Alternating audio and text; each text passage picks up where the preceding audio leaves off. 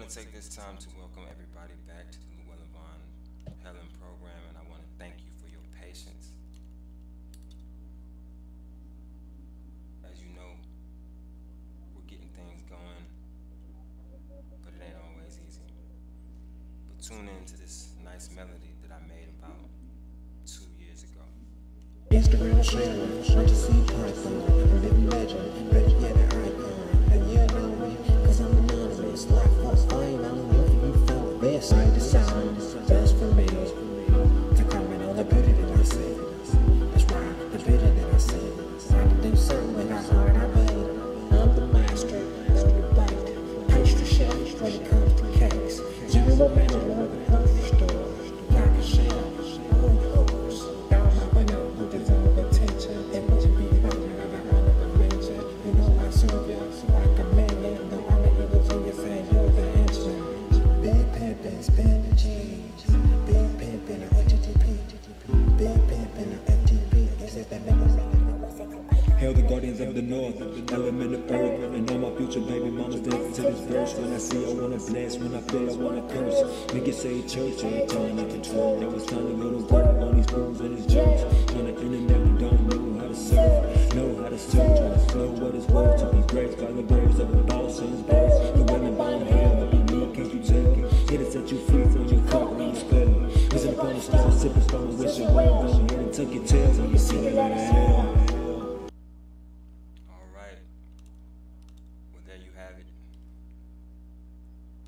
This is Llewellyn von Hellen's program. We're about to metamorph. The name of this show is Knowledge and Belief, or should I say knowledge versus belief, which is a very intense subject. So intense that I felt it important for us to do a whole show dedicated to it. We got my homie Mr. Illegal tuning in with us. Mr. Illegal doesn't talk much, but if he says something, you better listen. Yeah, that's him throwing the peace sign. If he says something, you better listen. So just so you guys know where we're going with this show today, we're going down the road of knowledge versus belief. And it ain't easy, but we're gonna do it, because we gotta do it.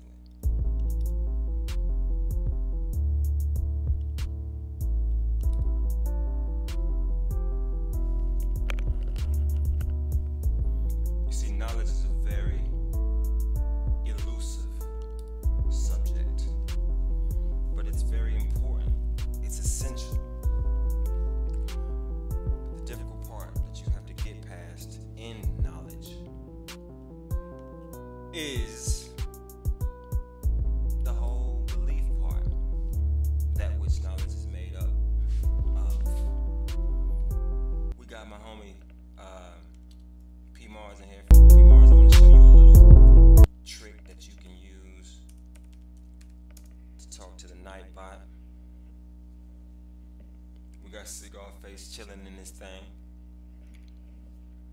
If you say flat power with an exclamation point, the night bot will always come back with, "This is flat, homie, period." Oh my God, who is this guy with this strange name? Let's go ahead and I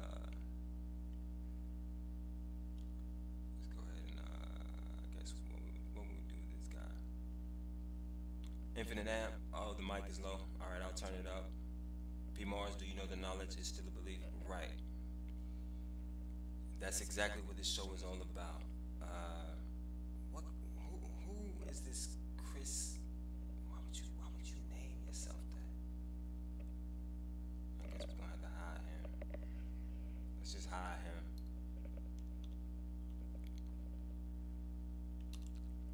But yes, the basis of all knowledge is belief. If you don't have belief, you can't have knowledge. You have to believe in something. And you have to believe in some things uncritically.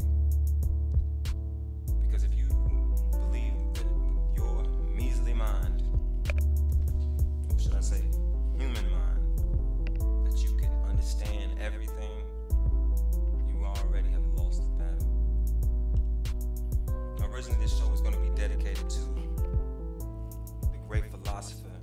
father of philosophy, Socrates. But we're not going to even get that deep today. We'll keep it at a base level. We're going to understand how knowledge works with belief and how belief is actually the foundation of all knowledge. Now, I know a lot of people are, let's see, word is born. I know a lot of people are triggered. They're triggered by the word belief. As soon as you say the word belief, they think that you're about to tell some lies, because they think that a simple spelling coincidence. What do you mean no sound? I know you can hear me. Come on, I know you can hear me. Just because the music drops down doesn't mean you can't hear me. Anyhow, let me ignore the chat for right now. Okay, so there's some things that you just have to accept, and you have to accept them uncritically, because if you try to criticize or you try to be critical about every single thing, you will never, and when I say never, I mean never, gain understanding. There are 5 major things that you need to accept uncritically. And those are the 5 senses. If you smell something, you should accept that uncritically. Accept it for what it is. It's a smell. If you see something, you should accept that uncritically. It's a vision. If you taste something, you should accept that uncritically, because it's a taste. The moment you get to a place where you can't accept your own senses is the moment that you fail. It's the moment that you die. It's the moment that you're absolutely under the hypnotic spell of all of these people who want to misguide and misdirect. Right? If y'all can hear me, please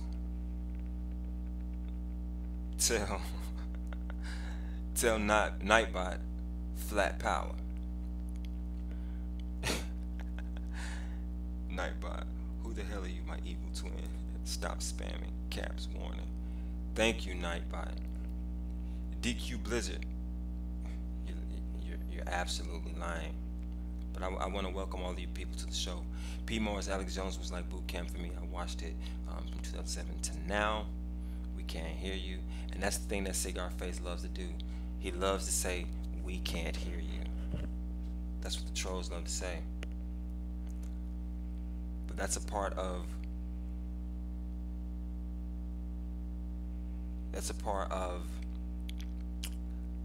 the way that the shills come in and attempt to infiltrate. They love to say, we can't hear you, when they hear you quite clearly. Big shout out to David the Magic Negro Show. He says, Llewellyn von Hellen, you need me to produce music with you. I got a good ear for music. Okay, awesome. Well, if you have any music that you'd like me to play, send me a link. Alright? So we're going to go ahead and continue with our premise here, and that is that knowledge is based on belief. Now, I know that the title of this show suggests that knowledge is against belief, and that's what I think most people want you to believe, want you to accept. They want you to think that knowledge is against belief, or that belief is against knowledge, but that is not the case. And by the time you leave this show, I want you to know that. I want you to have that deeply embedded into your mind. The basis of all knowledge is belief. Alright? Because if we know something, we know it based on what we have seen. We know it based on what we have heard. We know it based on what we have actually tangibly touched or felt. We know it based on what we have tasted. We know it based on what we have smelled. The moment you can't trust your own senses is the moment where you just need to go ahead and sign out of life. Right? Don't be triggered by these people who playing around with words. The word belief in English means what it means, and just because it has L-I-E in the middle of it does not mean that it's a lie automatically. Now, if you really want to be very liberal in your use of the word lie, I guess you could call it a lie. But ultimately, a belief is just a thing that in our mind we go with it. Human beings were essentially programmed or designed, if you will, even for, I guess, the purple pillars. We evolved to the place where we make up stuff when we don't know what's going on. Human beings are not designed to not know. Human beings are designed to know. And so in moments where we don't know something, we actually will pretend that we do. And this is known as the science of belief. It's something to calm our restless hearts down. It's something to calm our restless minds down. See, the reason I'm playing this broken music in the background is because I'm trying to throw you off kilter. I'm trying to shift you left and right. I'm trying to make you feel like I want to hear more of the music. But no, I want to hear the guy on the mic. Ultimately, what I'm doing is causing you to focus, and I'm trying to bypass your conscious mind, because a lot of you are trapped by your own conscious mind. Now, we have Mr. Illegal, who's keeping a close watch on everything you guys are doing. We also have the Nightbot, who's not going to take any crap from any of you people. The more you repeat yourself, the quicker the Nightbot is going to be on your behind. But I want to let you all know that there's a command that all of you can use. It's called flat power. All you have to type it in exactly how I typed it in, and you will get a nice response from my homie the Nightbot. Now, I do know David the Magic Negro. I think I should give him a wrench, but I'll wait. Lie is on the Leviticus in the Bible. To lie means to wait. Okay. Big shout out to David the Magic Negro. But anyhow, before I go deeper, I would like to ask the great Mr. Illegal how he feels about knowledge. Mr. Illegal, please tell the audience and myself your definition of knowledge. Doesn't have to be spectacular.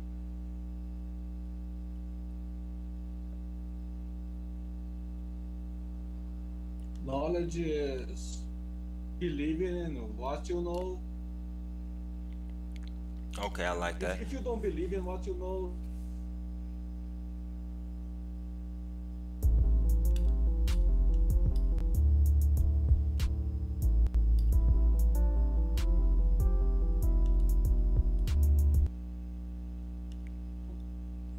go ahead. no answer, knowledge.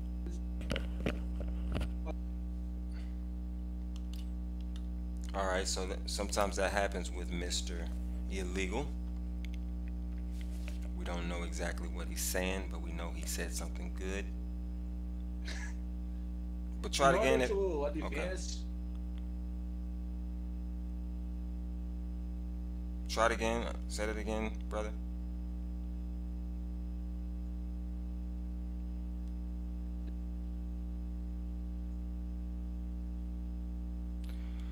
Well, it looks like. Say it again.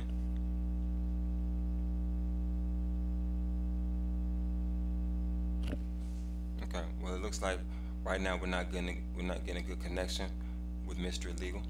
As soon as he gets back, we'll let him elaborate on it.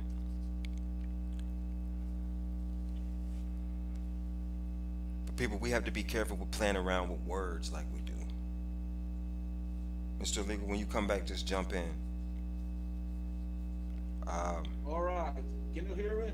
Yes. In order to advance your knowledge, you have to believe in what you already know. Right. Right. You have to thoroughly believe in what you already know in order to advance your knowledge. I agree with that. That's an awesome definition. You see, because ultimately belief is the product of inductive reasoning. Now, what inductive reasoning is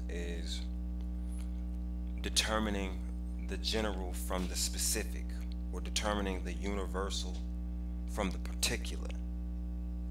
So every time you see something new, you classify it in your mind, and you make assumptions about every other particular thing just like that. So for instance, you run into a man of a particular type of let's just say a black man. You run into a black man and say that this black man slaps you in your face.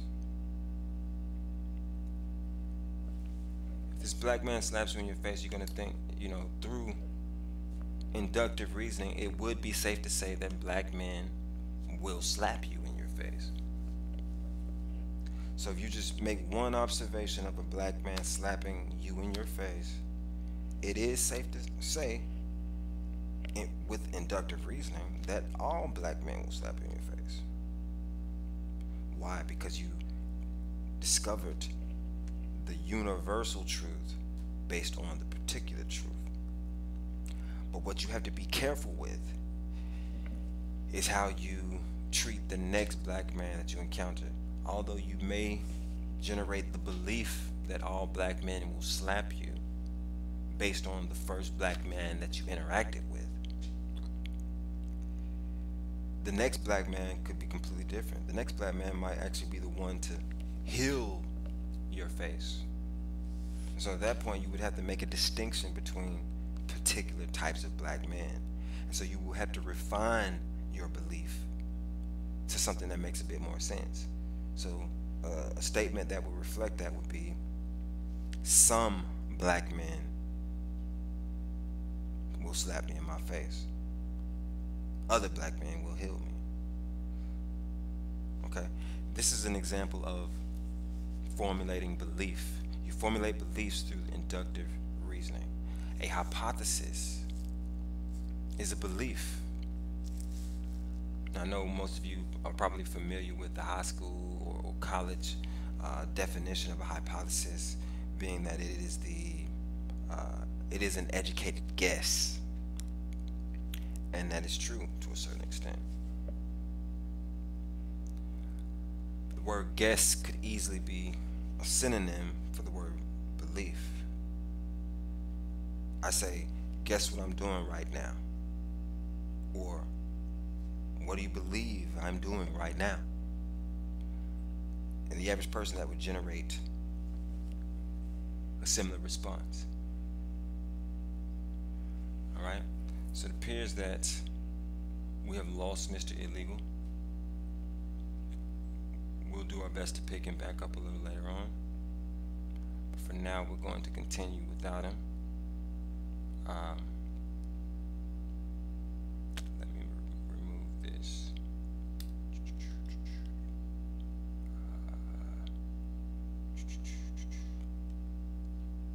Alright.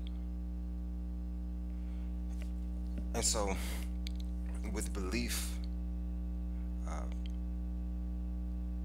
playing the role of the beginning stages of any new knowledge,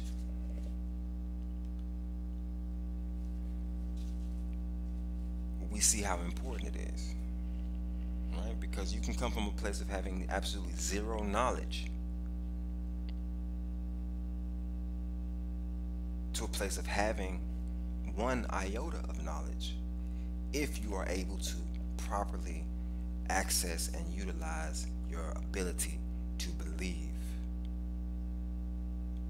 Okay? So belief is actually a product of inductive reasoning. Now I say that knowledge would be a product of deductive reasoning. See, the thing is that I feel like people are missing is the fact that you have to make assumptions whenever you do any deduction. One of the most common deductions that we do on a daily basis is adding, subtracting,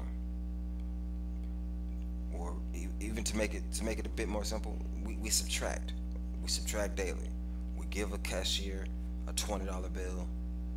We know that the item we purchased was $9.99, and so we expect to get $10.01 back, and we know that we should get $10.01 back if the price is actually $9.99. That's knowledge. But what do we believe in order to access this knowledge, this ability to subtract numbers? Well, you have to believe in numbers first. But you can't really know a number because a number is not tangible. A number is abstract. So you have to believe in numbers. So in addition to the five senses, I think it would be safe to say that we need to also uncritically believe in numbers. But that's another can of worms. I don't know if you guys are following me. Some of you people were saying that you could not hear me earlier.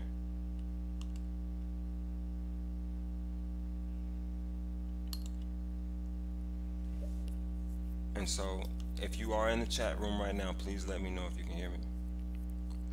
If you can't, I'm just going to take the word of the trolls. Okay, they say there are only 10,000. When we have a 10 million man march, they won't be laughing. What in the world? Where do these people come from? Where do these people come from?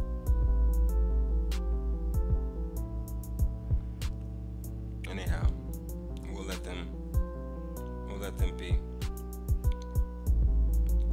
Actually, no, we're gonna ban this guy. We're gonna ban him. I don't even like his name, and he's not speaking English. I don't like people who don't speak English. Big shout out to Infinite Amp. I know Infinite Amp. Let me make Infinite Amp a moderator. Infinite, please block anybody with retarded names. Anybody who has a retarded name, like cognitive dissonance, block all those people. Ban them. Hide them. Thank you. Anyway, let me continue. So, well, really that's it, man. Belief is the building block for knowledge. Belief is the building block for knowledge. If you don't have belief, then you cannot get knowledge. You have to believe in your senses. You have to believe in numbers. If you believe in those two sets of things, then you will be able to make deductions. You will be able to determine things. Okay? As long as you deny your senses or you deny numbers, you would never be able to get to knowledge. You'd be no different from some soulless, brainless zombie. Big shout out to Infinite Amp. And I think Brother Sanchez might be live right now. So I'll probably bring this live stream to a close and wait until Brother Sanchez is done, because I don't want to take away from his show. If you're in here right now and you know Brother Sanchez, go to his channel. If you don't know him, go to his channel, Brother Sanchez Live, and learn some things there. I would also like to invite you to come back and explain anything you don't understand on his channel, or bring that up, because what I like to do is clarify information. I like to clarify so that we can get to the specific, because we really have a lot of work to do. We're at the baseline, and people can't even get past the baseline. People can't make it past something simple as belief versus knowledge. People try to attack belief. Okay, I got you, man. Well, for now, I won't call you back just yet, because I'm actually going to just finish this up, and I'm going to end this show, and I'm going to go to Brother Sanchez live, and then we'll start back later. But I'm just going to get this part out. Belief is the direct result, or the direct product of inductive reasoning. Okay, so if it looks like a duck, through inductive reasoning, it is a duck. But you might have to run a few more tests to truly confirm that. Does it look like a duck? Does it quack like a duck? Does water roll off of its back like a duck? If it does, then it is safe to say that it is a duck. So we started off by believing that it was a duck because it quacked like a duck. After we ran more and more tests, our belief became justified, because we found that when we looked at it from several angles, that it fit all of the characteristics of a duck. Therefore, it's safe to say that it is a duck. And at that point, once we have tested what our inductive reasoning has led us to, or what our belief has led us to, at that point, we then have knowledge. We then are safe to teach our children that things that quack, or things that have water that rolls down their back, or things that have the beak with the various descriptions that we have for ducks, those are ducks.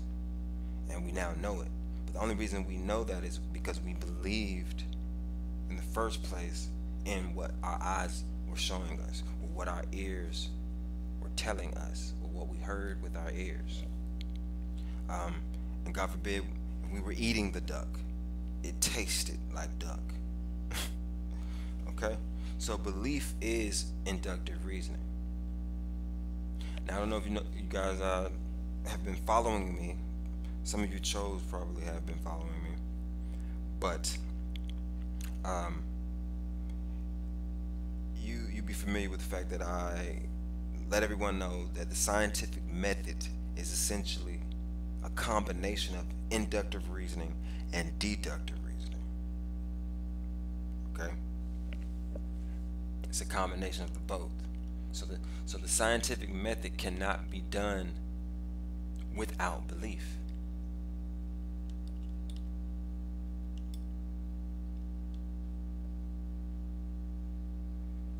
Okay? The scientific method cannot be done without belief. You have to believe something in the beginning, and then you try your beliefs. You test your beliefs. Now, there are some beliefs that we can't test, and those particular beliefs are the ones that are really probably the most powerful. But we have to be careful on a mortal level and on an earthly level. It's been impliedly acted on, generally in connection with two other max. On an earthly level and on a mortal level, we have to be careful about believing things that we have not truly and thoroughly gone through the process of induction in order to transform our hypothesis, which is our contents of this video, our educated belief.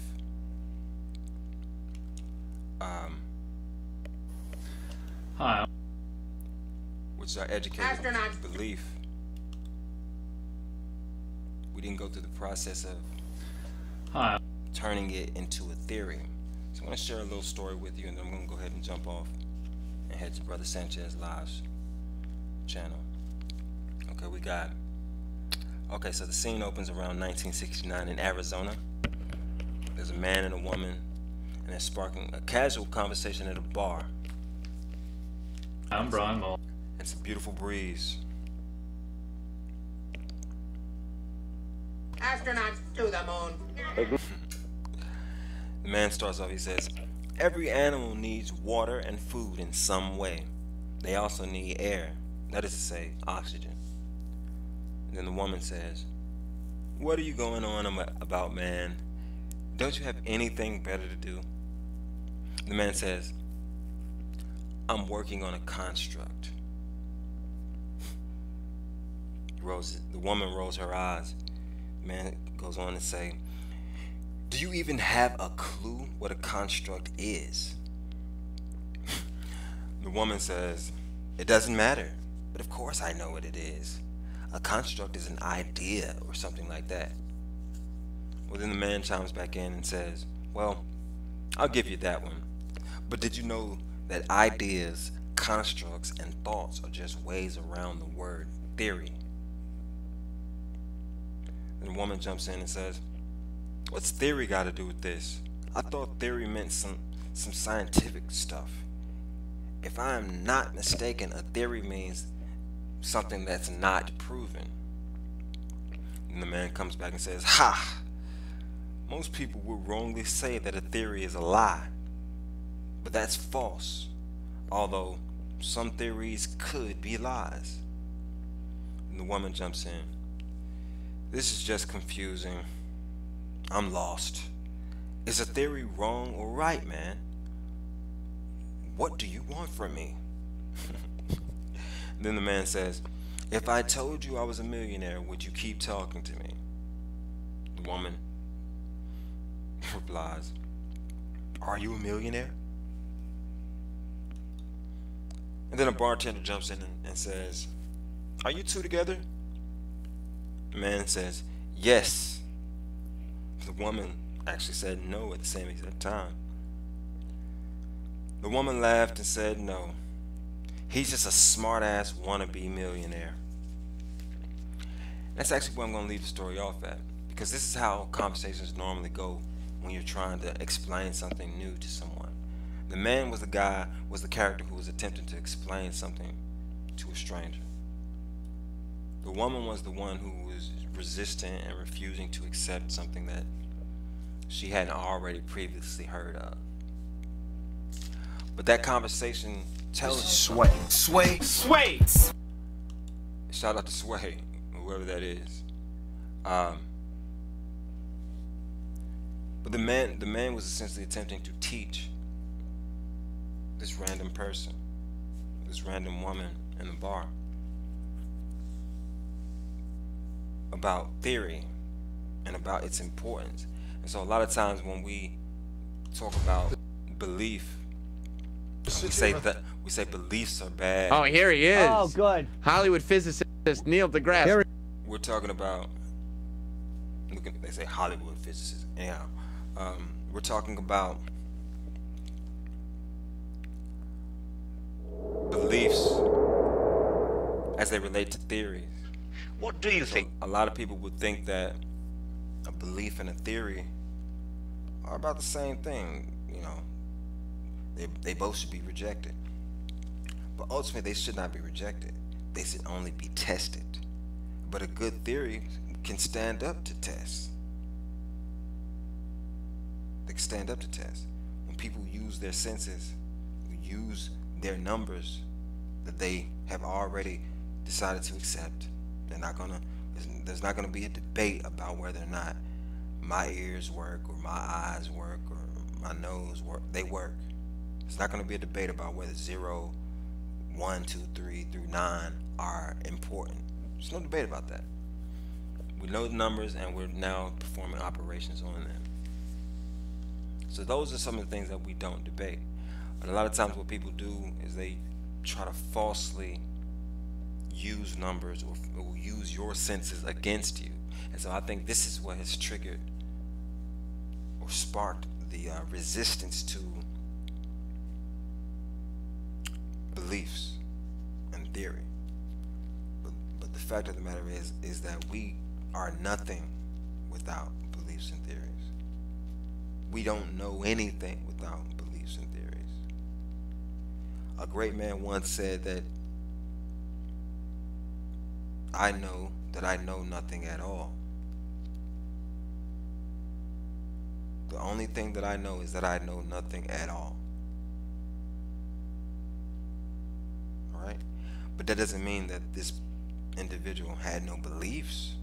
In fact, if he were allowed to continue, and he's gone, God bless his soul, but if he were allowed to continue, you discover that he had many beliefs. But the difference between him and others was the fact that he did not buy into his beliefs. He was not sold on his beliefs. He was willing to test his beliefs. He was willing to question his beliefs. But he was never really ever willing to question I've got here live certain beliefs, such as whether or not his senses worked, whether or not he was seeing what he's seeing, whether or not he was hearing what he was hearing.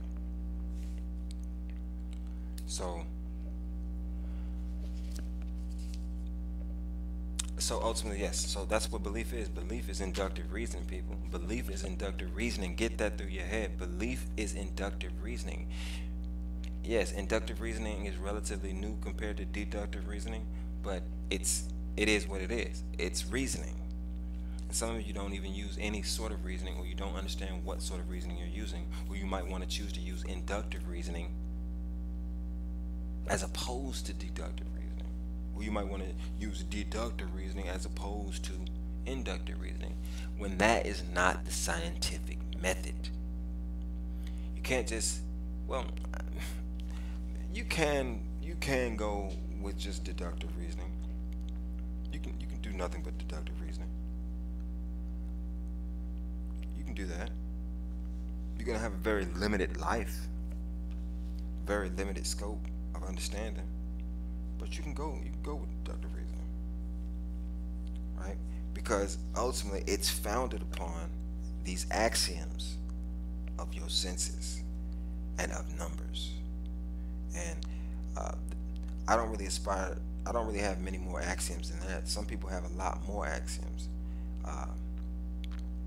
and these axioms are what form the particular paradigms that we have.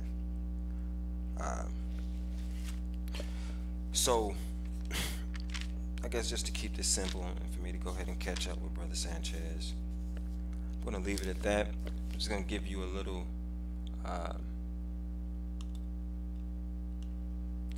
I guess I'm going to give you just a little preview of what else we have in store.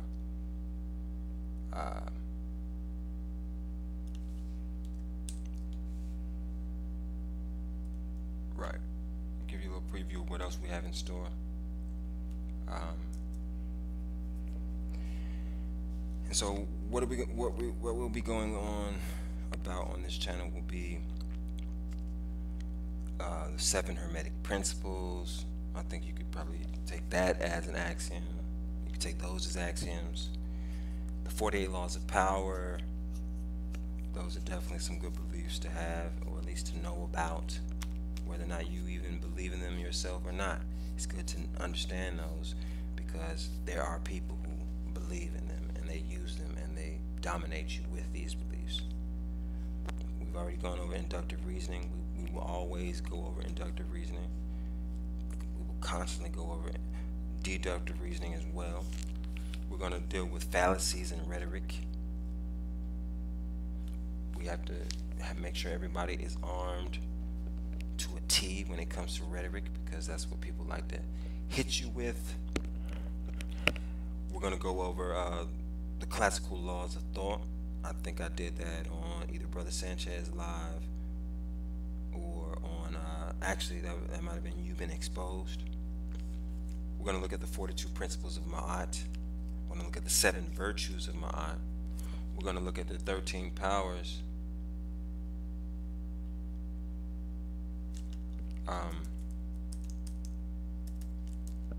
What is that? The 13 powers of a wizard.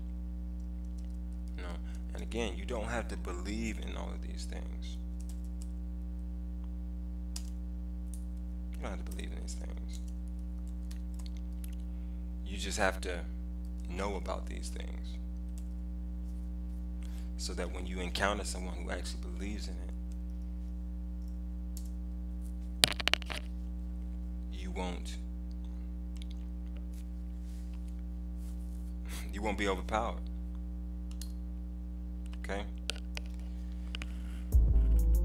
We're going to go over the 10 Python data types. We're going to go over the 11 laws of God, the tree of life, Chinese astrology, Western astrology, the Ifa, grammar, sentence structure, sentence intent. We're going to go over the Hebrew alphabet. We're going to go over the 12 notes of the musical scale. And we're going to go over classical education, which are really 7 main courses. We will also go over the 2 ways, the 5 weaknesses, the 8 relationships, the 10 minds, and the 9 roles. Alright? And that's really just touching on the tip of what we're going to do. And in fact, the next live stream that I do, when I get Mr. Illegal back on, and maybe even Mr. LMNO, and I get this music fixed up a little bit better, we're going to go into the 5 constraints to be considered before entering into a conflict.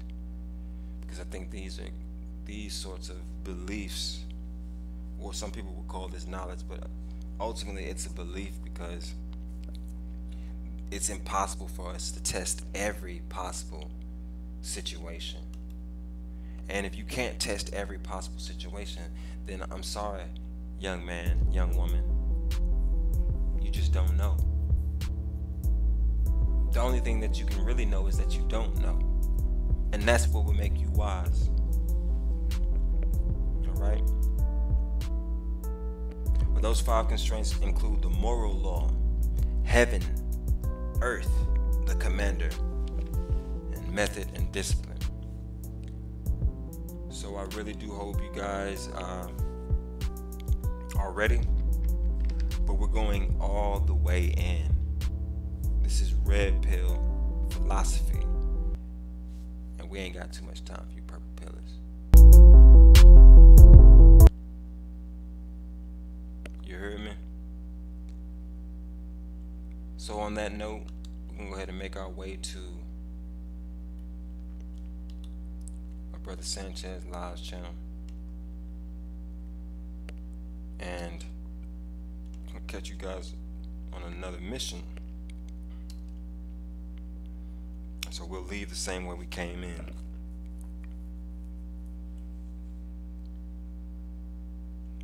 Or at least we'll try to leave the same way we came in.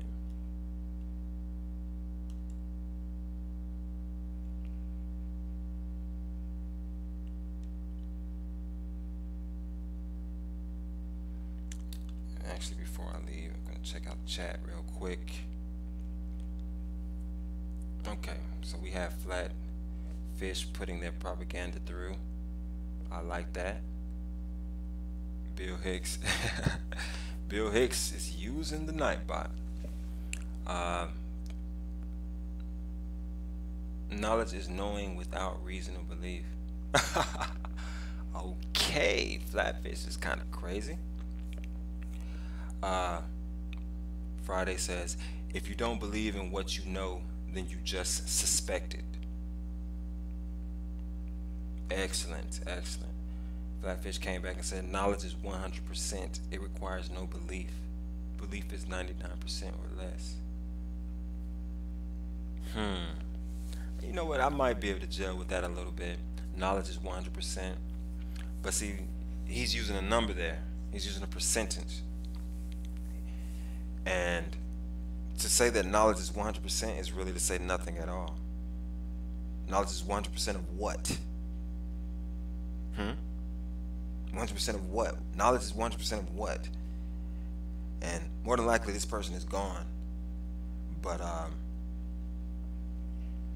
if they're still sticking around, I hope they can answer that. Knowledge is 100% of what? Yeah, 100% of what? You can't just say that something is 100%. 100% of what? Like, even if you got a grade in school and they said you got a 100%, that means you got 100% of the points that were available. Okay? So what are you breaking down into percentage and saying that knowledge is 100%? You see, you don't understand how that's ignorant. But you know, I'm not gonna even remove that. I'm not gonna block that. But that is BS, and I'm letting everybody know that knowledge is 100% is BS. It requires no belief. Belief is 99% or less. What do you mean? Are you talking about certainty? Now, if you meant certainty, then, you know, that's one thing. But I'll tell you like this: there's no 100% certainty in anything. The only knowledge is that you don't know anything. Belief. Oh my God. Belief is the key. Yes, certainty. Yeah. Well, why didn't you say that? So I have to think for you. So I guess I have more knowledge than you. But actually, I just believe that that's what you were saying. I just so happen to be right. But my belief is what led me to know. Well, I didn't know. I didn't know until you actually said certainty. But my belief is what allowed me to even guess what it was you were talking about. So, I don't know exactly what you're trying to push here. But anyhow, let's look at Rob Hayden. He says, hey, and he gave a link. We'll check out his link. Bill Hicks. I'm just so proud of Bill Hicks for triggering the Nightbot. Okay, so Flatfish is here with me. I'll vibe with Flatfish for a minute. Maybe I'll give a wrench to Flatfish if they make sense. If you've never experienced 100% certainty, I guess you ain't got knowledge yet. Okay, I definitely couldn't give this person a wrench. There's no such thing as 100% certainty. Flatfish, if you're still there, tell me something that you are 100% certain of. Give me anything that you're 100% certain of. I think the only thing I'm 100% certain of is that, well, shit, I can't even say that. I was gonna say that Bill Hicks is gonna always troll me, but I'm not 100% certain of that. Bill Hicks might actually get a wrench one day. A prophet never doubts. Okay, so you're saying that, okay, you know what, I might be able to vibe with you, Flatfish. You're basically saying that the only true knowledge would be knowledge that comes from what? Supernatural means. So if God tells me something,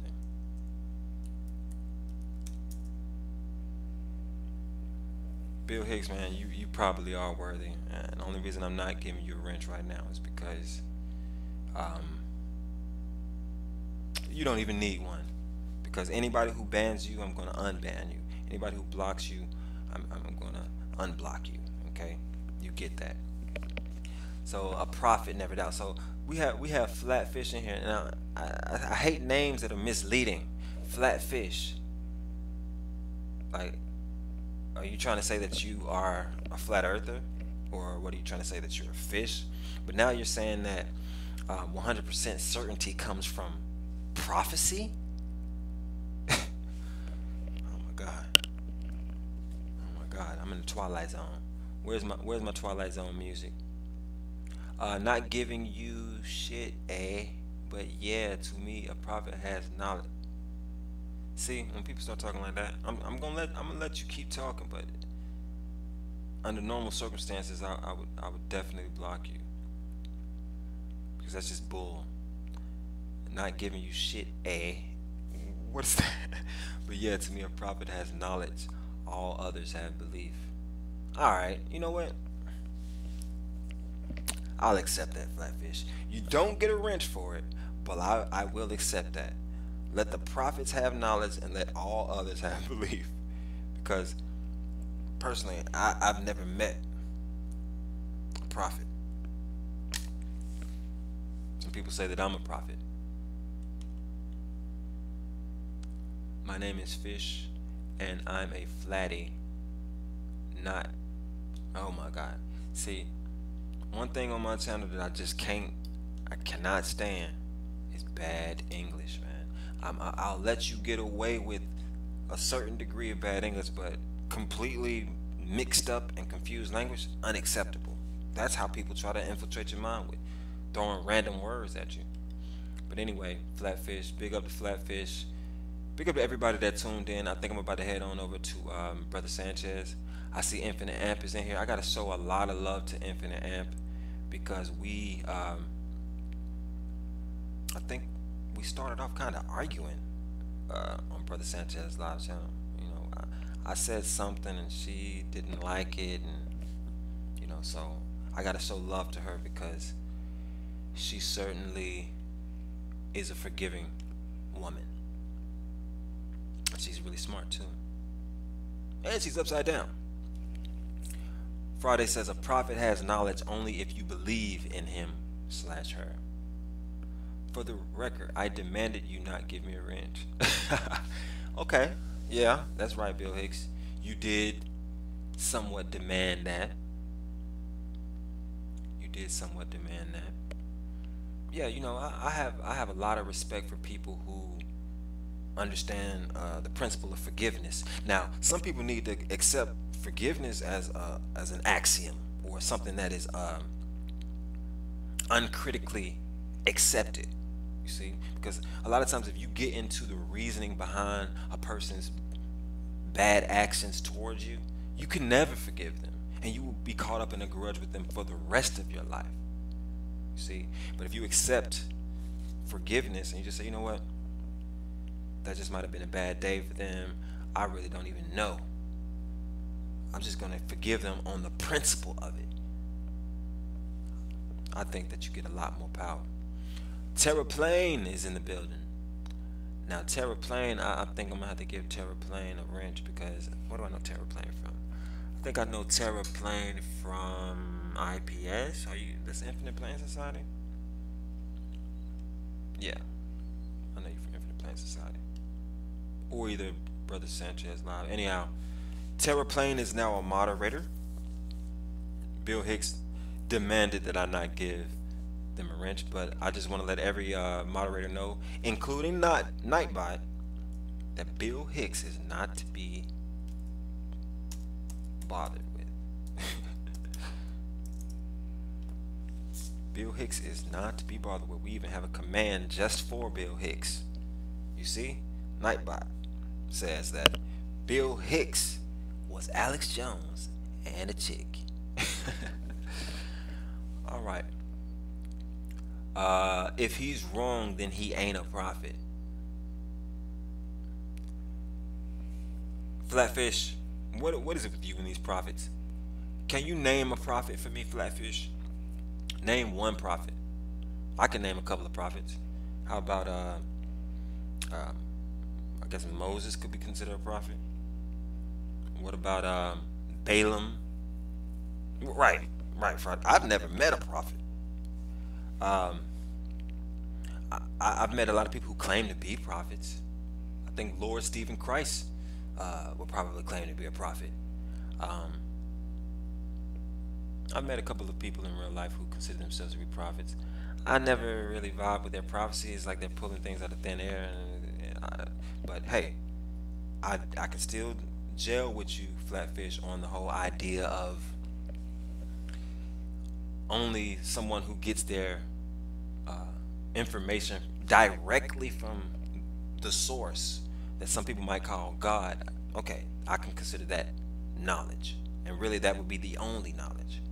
I think the great philosopher, the father of philosophy, Socrates, said that. He said that perfect knowledge was only to be found in the divine.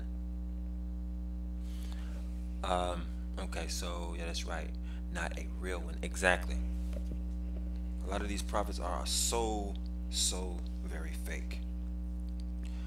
So I was about to get out of here, and I think I am still going to get out of here, but I want to at least share one other thing with you guys.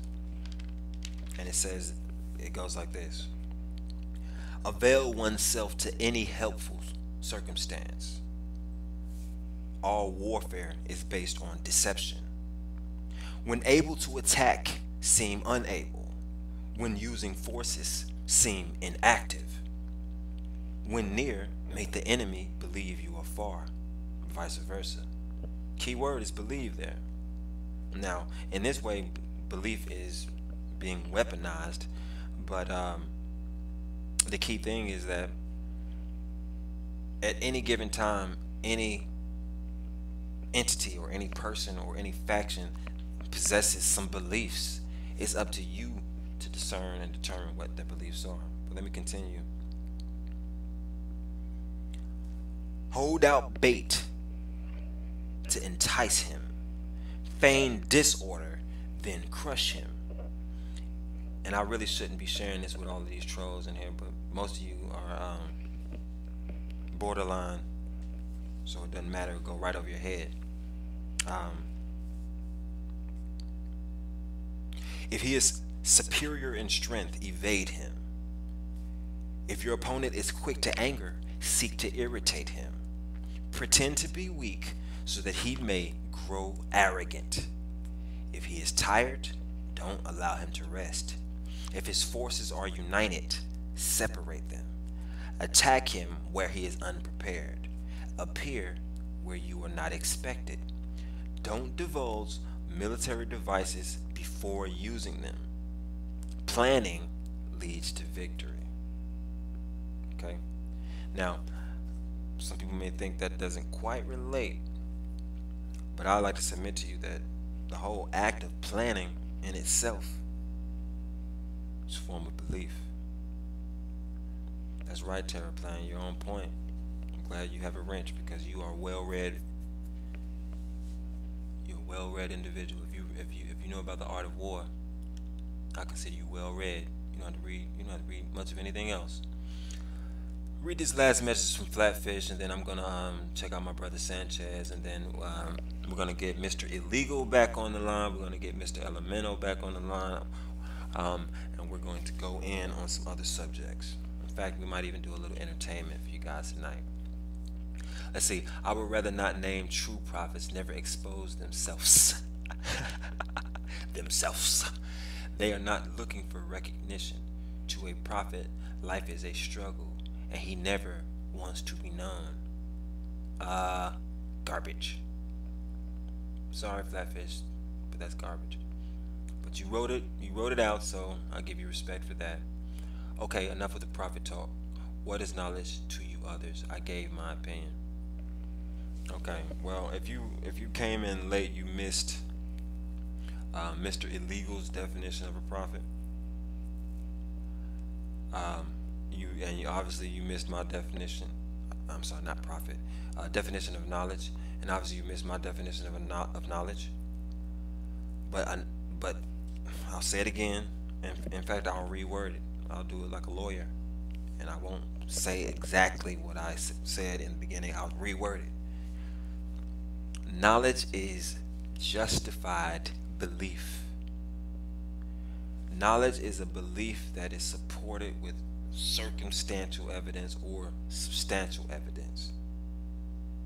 If you can back up a belief with something, so for instance, if I believe in Bill Hicks, that's not the command. That is not the command, Bill Hicks. This is the command. It's white. Big shout out to Redface. He's not in here tonight. But so yes, so knowledge is justified belief. So if you believe something, like for instance, if I believe that apples are red, and I take the apple and I put it against something else that is red, or something that I have accepted to be red, and the color of the apple does not match with the color of that other object, that means that my belief is not justified. It's not supported. It has no basis. It has no support. So that means it's not knowledge. It's merely a belief at that point. See, but it still has value, because if you find a person who believes that green apples are actually red, you know, you could find some kind of way to probably exploit them or take advantage of them. Probably green apple, right? Jesus, praise the Lord, and pass that ammunition. That sounds like something Mr. Illegal would say. Anyhow, thanks for giving your opinion. We all can't agree all the time, but that's life. See, Flatfish, I know you are a troll. I know that you're a shill. I'm gonna give you secondary status to Bill Hicks. No one mess with Flatfish, even though Flatfish is an absolute asshole. And that's my opinion, and we all can't agree, but that's life. It's not an opinion, man. It's a definition. You can look it up in any reputable dictionary. They might have worded it slightly different, but knowledge is defined as justified belief, or something that you have a reasonable, something that you have a reason for believing in. You know, if I believe that Jesus is a miracle worker, he could bring people back from the dead, right? If I believe that, it's not knowledge until I see Lazarus get back up. Okay, I'm sorry, man. I didn't know you were so sensitive. Arsehole. So you're from the UK, because we don't say that in America. Arsehole. I said thank you, bro. But yeah, I appreciate you, man. Thank you, Flatfish. Like I said, you're an honorary guest. You're right underneath Bill Hicks.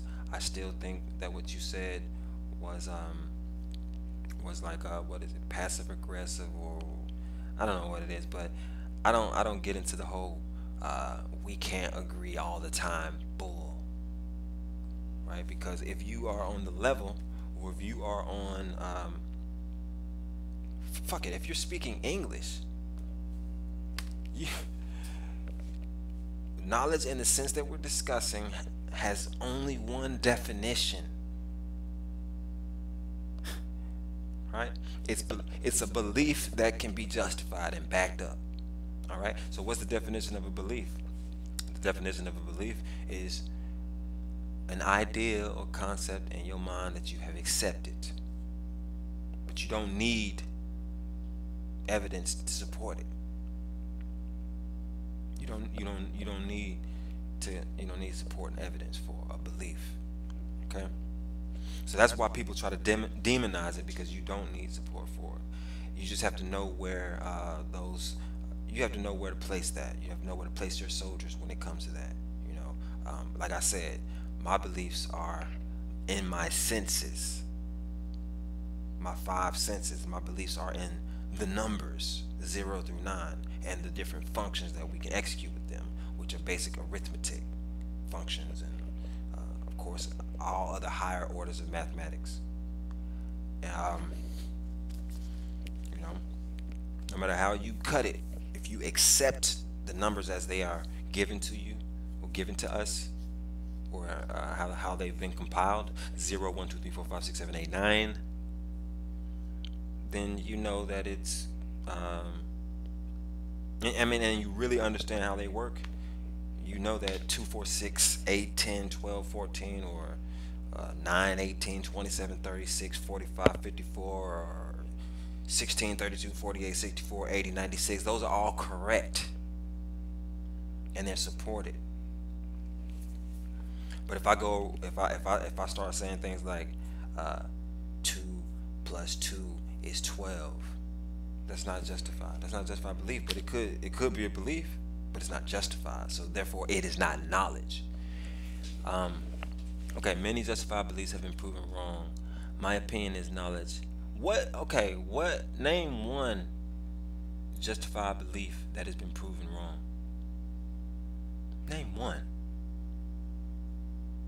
I don't know you understand what justified means.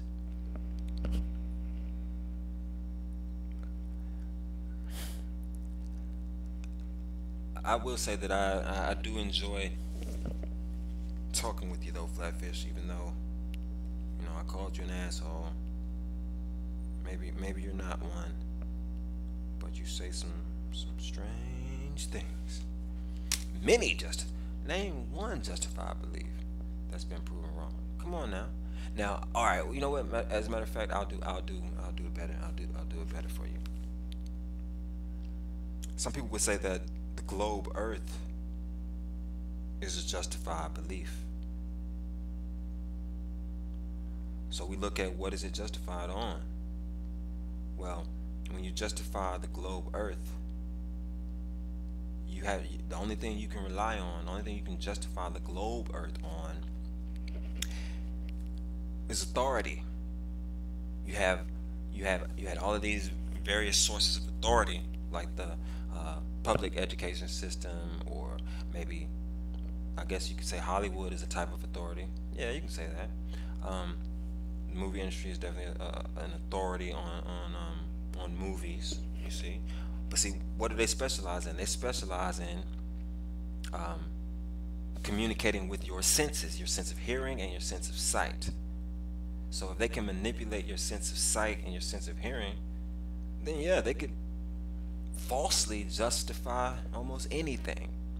With a green screen, I can make you think that I'm in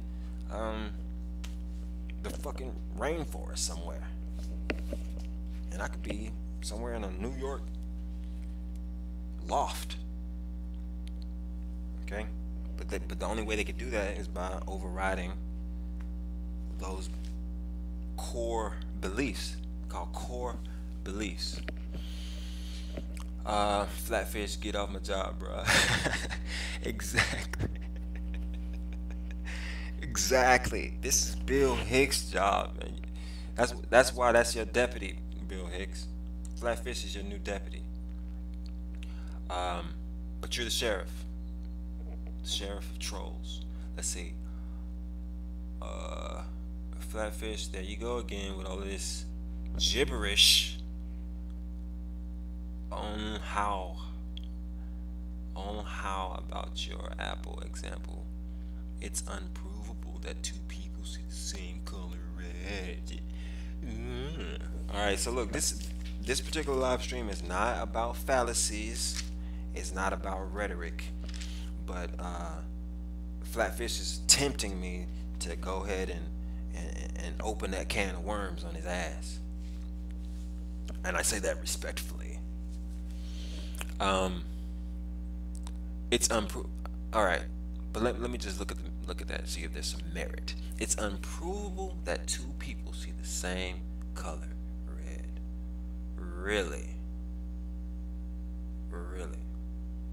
So you're telling me that we in fact have a red object, and you look at the red object and you see pink, and I see red. I'm here to submit to you, Flatfish, that one of us is correct and the other one of us is actually lost. We're actually wrong.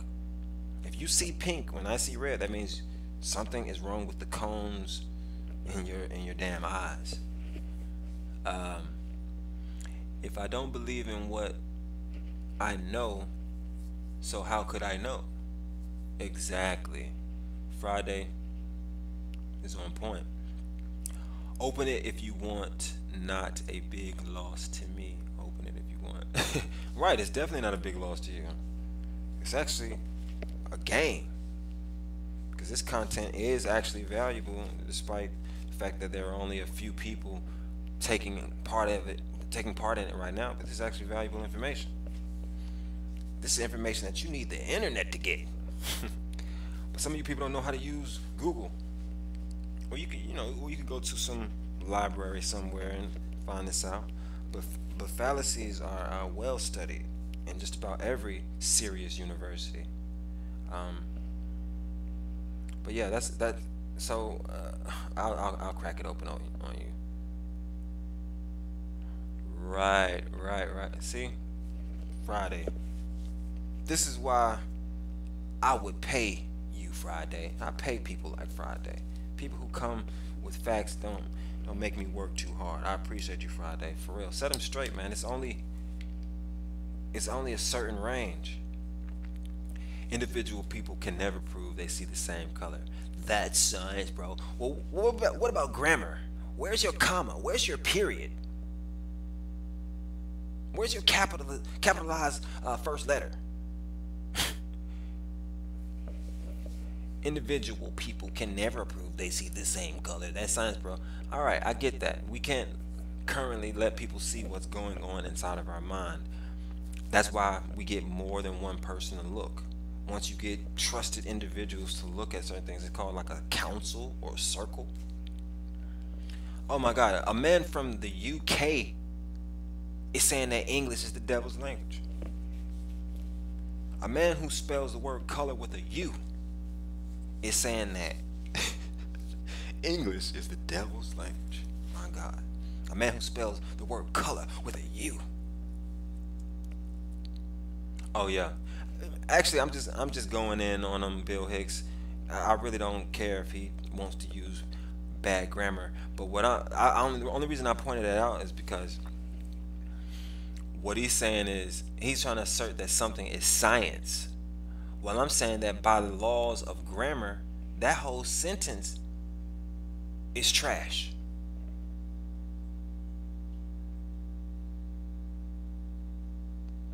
Okay, you're not from the UK. So what English-speaking country are you from that spells the word color with a U? Last time I checked, Australians didn't do that. You know, New Zealanders don't do that. People from what is that country in South America speaks English? Belize. That's a Britishism. Dumbass. It's a Britishism. That's in fact what that is. No one spells it like that. And but yeah, the reason I pointed out his bad grammar is that he's trying to assert that something is science. It's not science. It's not science at all. He's asserting that it's science, and he's trying to use his grammar in order to, you know, manipulate what we see with our own eyes. It's not science. The fact that people cannot prove. Science is not about not proving. Bill Hicks says this dude is wasting your energies. Nah, you know, that's part of the reason why I went live tonight anyway. We had a different show programmed, but we can go off the fly.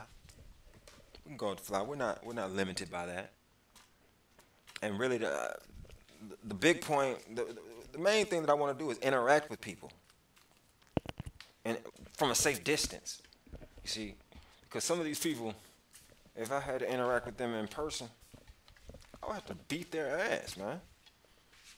I have to literally put my hands on some of these people.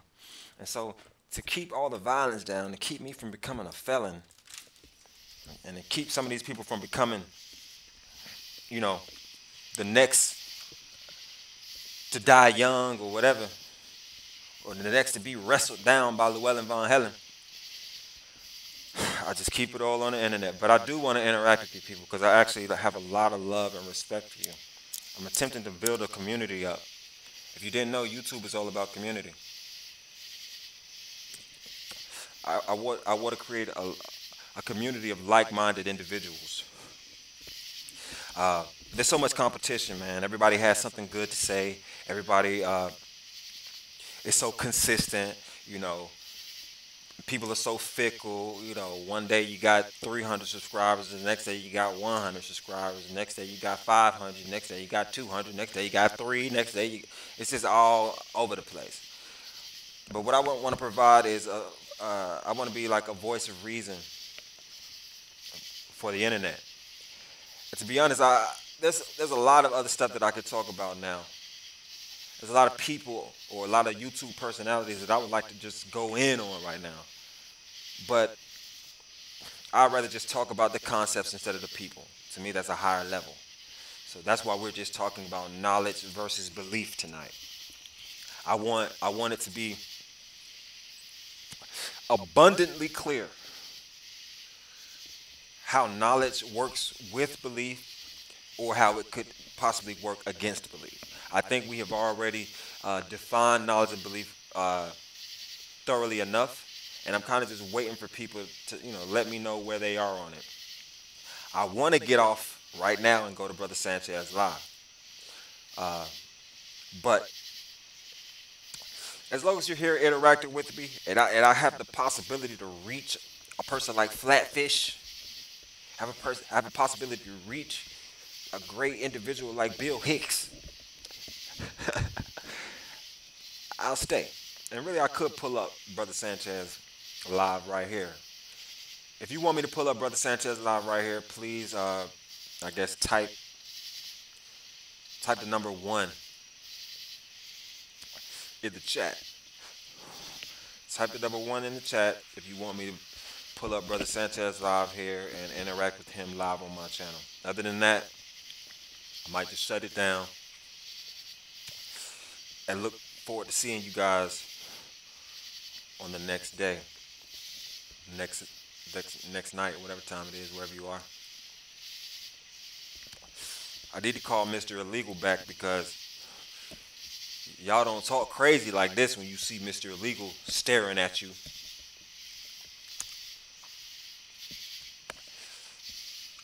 You see? Exactly. See, Terraplane is I swear to God, Terraplane has an education. You see what she says? Or see what he or she says? I don't know if Terraplane is a woman or a man. But you see what they say? Higher minds talk about ideas. Average minds talk about things. Small minds talk about people. Llewellyn von Hellen is not a small mind, at least not all the time.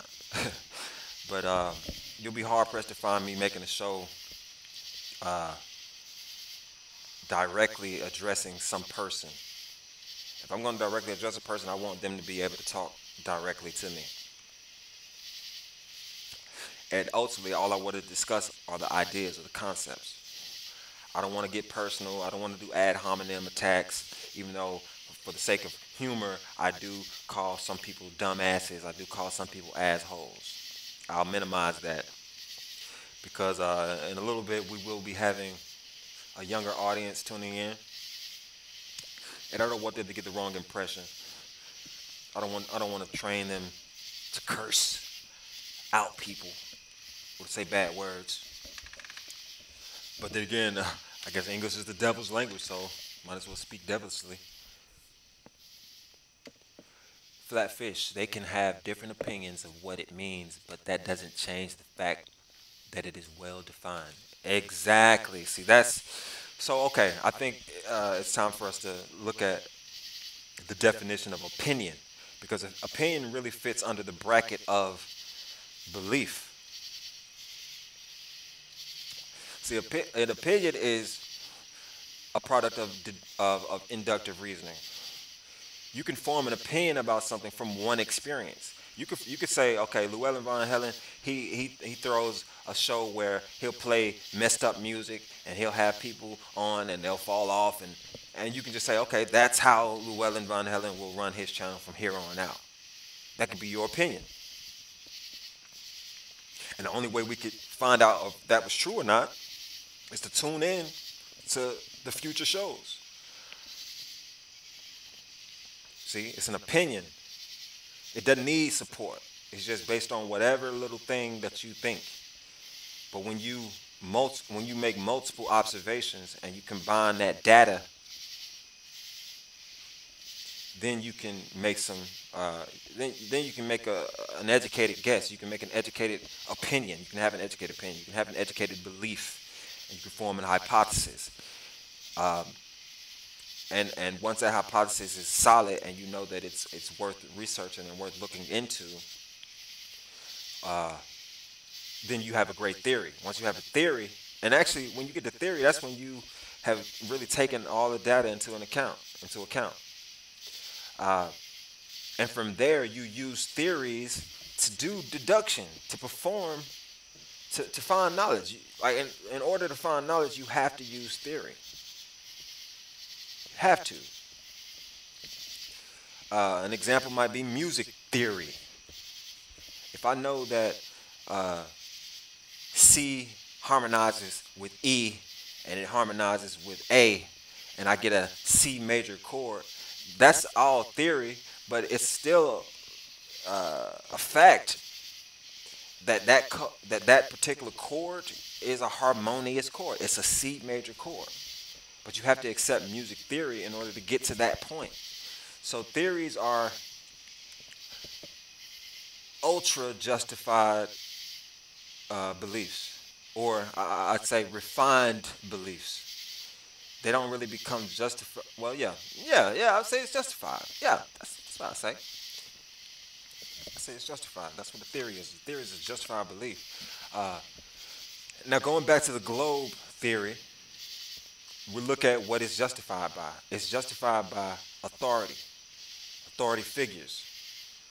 The public education system is based on people who we think have power, who have intelligence, telling us that that's what it is, and so we accept it merely on the authority. But when we use our own senses, we can create our own theories. In a way, that's what I believe this new flat Earth revolution is all about. It's about us just using our own ability to use inductive reasoning, our own ability to form beliefs, our own ability to form opinions based on our five senses, based on our understanding of the numbers and how they might relate to any particular subject that we're dealing with. And then from there, we could actually move on to some other places. And once we get a really solid theory, then we can actually do things with that.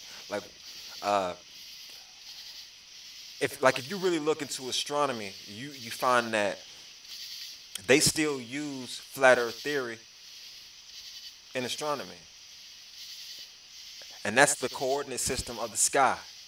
Like, for instance, if you want to know where a particular celestial body is in the sky, you need to use right ascension and declension.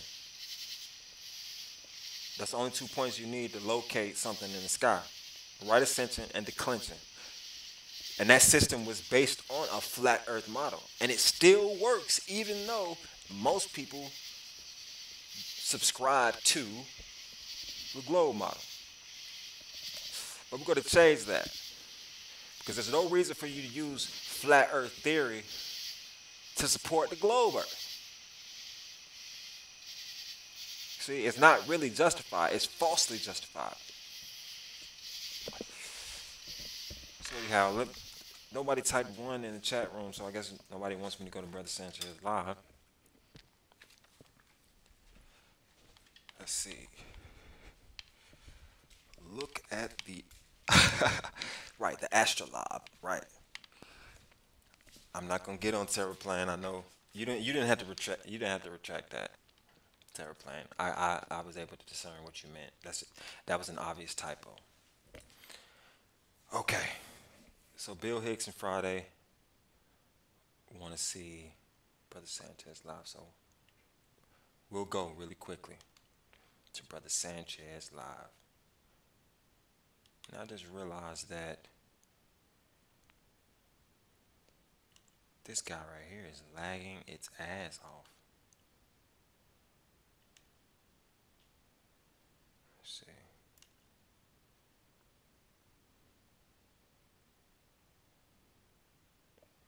Let's go to Brother Sanchez live.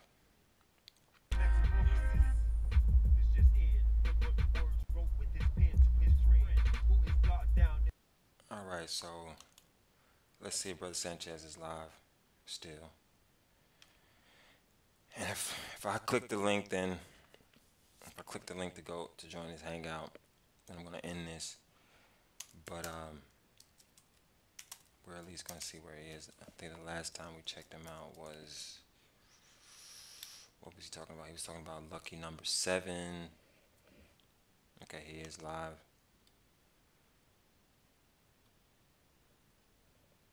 Alright, so Real versus Shills, Jay-Z and Shit Hop, Lucky Sevens, Flat Earth, and NASA race war propaganda. That's like a lot.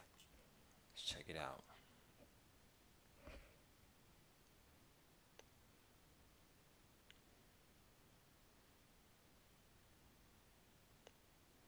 Reals real versus shills.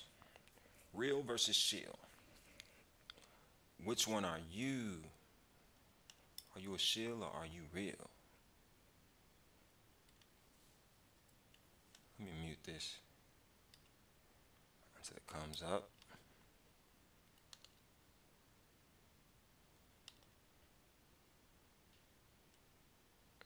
Okay, so we have Brother Sanchez live in our feed right now. Big shout out to Brother Sanchez live. I wish I was on the show right now. All right, thank you, Flatfish, for that consideration of yours, that kindness. I am certainly willing to listen and communicate with you. That's the whole point of my channel. So I appreciate the thumbs up. In fact, I'm going to do one thing before I tune on in. I'm going to give Flatfish a special command. Commands add Flatfish. I'm going to say add Flatfish is not an arse hole. Flatfish is not an arse hole. So now if you type in Flatfish, you will get a response. So your honorary deputy, Bill Hicks, is who you need to report to. So Flatfish, subscribe to Bill Hicks and follow him. Do whatever he says. Let's tune in to Brother Sanchez.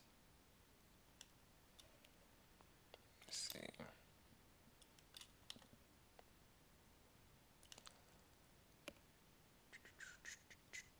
With y'all. So if anybody on the panel want to say something before I close this out, you go ahead. Okay. He's closing out. In fact, let me just listen to that. Let me actually let everybody hear that. All right, man. I'm gonna do my building, my research, and do what I can to help bring this movement and keep it moving. Oh man, shout out to my brother Fam G. And I know that can be said for all of y'all, and that's the same with me, guys. Whatever I can do to help any one of y'all, let me know. And that goes for all of y'all, because we know me, man, I will get with y'all in any way I form to get behind you and help your movements. I try to make a thing about that. So Fam G, much love to you, man. I really appreciate you, brother. Thanks, much love to y'all, man. I'm gonna go ahead and get up out of here. I enjoyed it. See you guys. The next. Good night, Sister Sassy. Much love. Thanks sister. for having me again. It's always a pleasure. No doubt, my sister. Yeah, I'm ready. Big shout out to Sister Sassy. She's always a very informative sister. I see some more questions. Okay, well, just do that. And remember, I'm going to try to stream, open this thing back up for the Q&A for you sometime soon. But just look forward to it, or just email me, Saquon. And peace out to y'all, man. Flat power. And much love to all. Flat power. Flat power. So we caught the ass end of Brother Sanchez's live. I was definitely going to try to interact with them a bit more. In fact, what I'll do is I'll just say a quick hello to everyone or goodbye. In fact, I'll say great show. Tune in to my live now. Alright. Maybe we'll get a few people over here from there.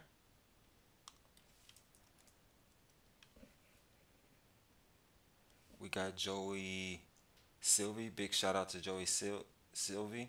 If he comes over here, I'm giving him a wrench. Anybody who promotes me and who is a truth teller, I will certainly hook you up.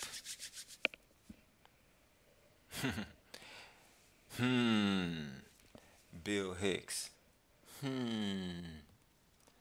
There he is.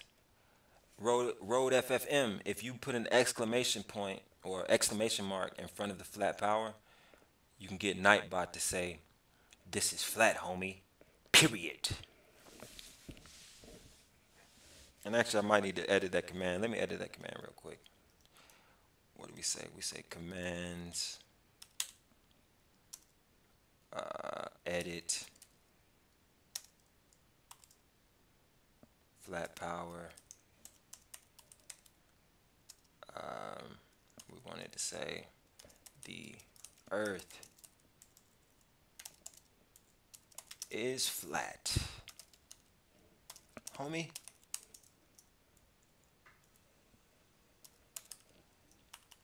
The earth is flat, homie. So I edited the command, so now it'll be a little bit different. But Nightbot is a really cool person. He always does exactly what I ask. The only person who's better than Nightbot will probably be Friday, and I think Friday might have had to check out. But I want to thank everybody for stopping by.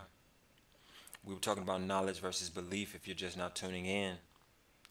And the reason why it's so important to understand the difference between knowledge and belief, and really the similarities as well between knowledge and belief, is because they really work hand in hand. I had to believe that my command would work before I could use it. Now, you could say that I knew it would work, but there could be there could be a problem. There could be some sort of issue that could keep it from working. I remember one time I tried to call the Nightbot, and Nightbot did not show up. I had to fix something. So you can't make any assumptions. So let's see, Brother Sanchez live is done. Dang, it's only 13 people watching. I'll say have a great night. If you want to go deeper, let's see, tune in. I cannot spell, I cannot type right now. If you want to go deeper, tune into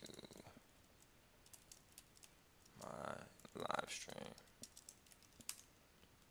We'll be going for maybe a few more minutes. Right, so let's get out of here. Let's go back to my theme song. Actually, no, what we're gonna do is set up. Let's see, no. Llewellyn von Hellen. You see how they don't let my name pop up? They don't suggest my name. It's crazy, right? Why don't they suggest my name?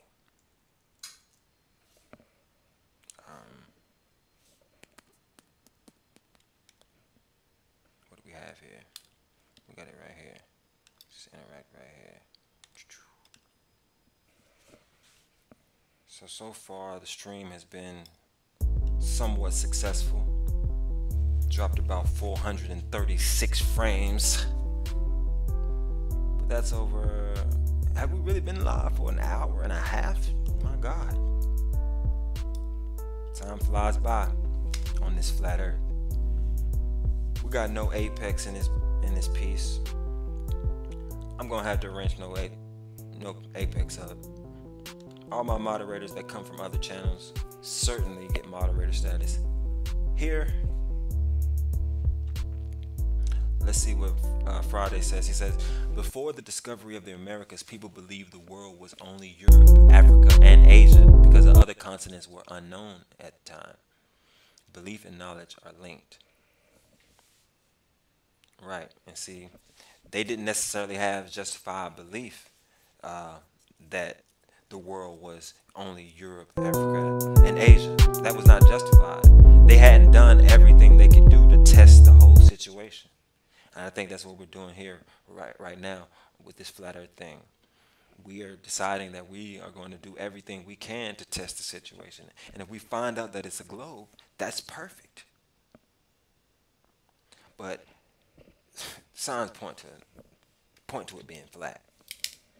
So, but I will be the first to say, hey, I don't know. I've never flown 200 or whatever miles up in the sky to see. Hopefully when Mad Mike Hughes goes up, we'll get some clarity. We'll get some clarity from someone who is on our side, who's on our team. You know, I love NASA, or I try to love NASA, but they are not going to deceive me forever. If that were the case, I wouldn't be very intelligent, would I? I wouldn't be very intelligent at all. And I don't think anybody else is intelligent who does not have the ability to trust their own senses. You gotta trust your own senses. And you got to understand these numbers and know how to apply them. See, I should go into a grammar lesson, but that's not what this is about. This is knowledge versus belief, two nouns. And it just so happens that belief is the basis of knowledge.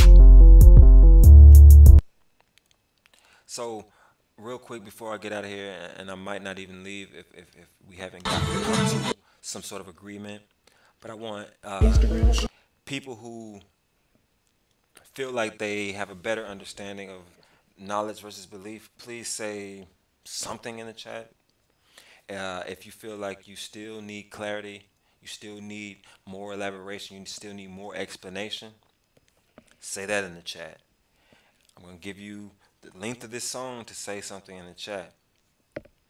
If you don't say anything, then I will catch you on the next live.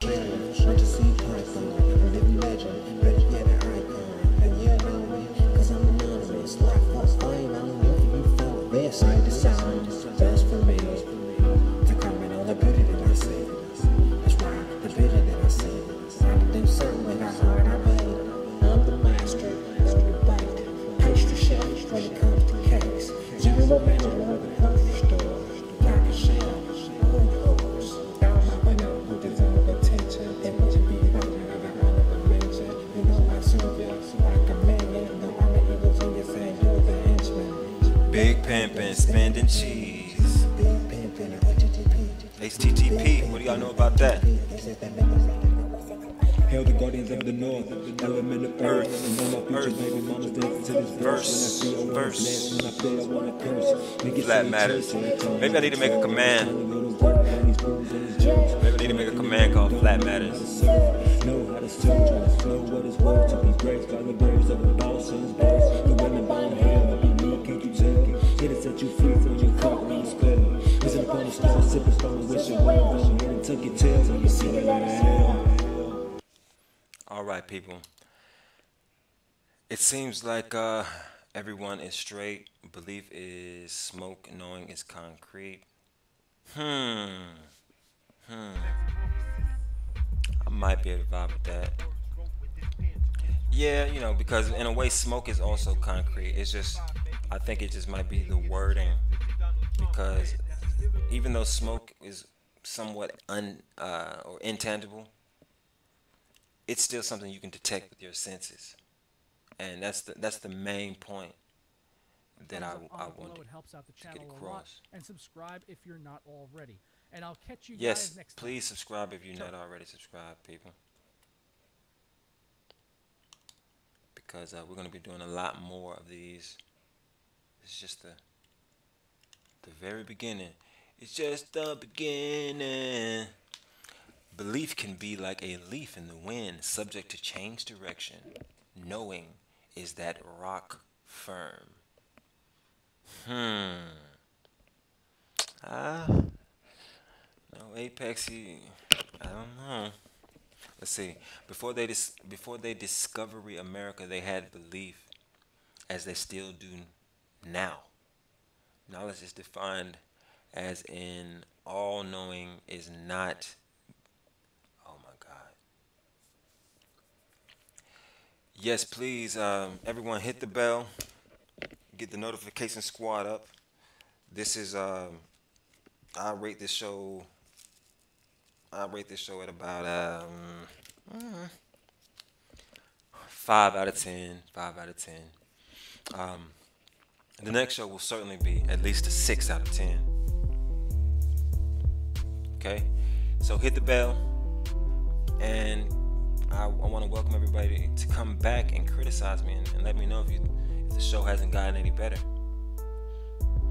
But we're just now getting the hang of this. Flatfish, if you could rewrite that, because I'm a little lost. Before the discovery, I guess, of America, before the discovery of America, they had belief as they still do now. Knowledge is defined as in all-knowing. As in all-knowing is not belief, but truth. Damn, punctuation, man. Punctuation. So I'll play one more song while I wait. I really didn't want this to go over an hour.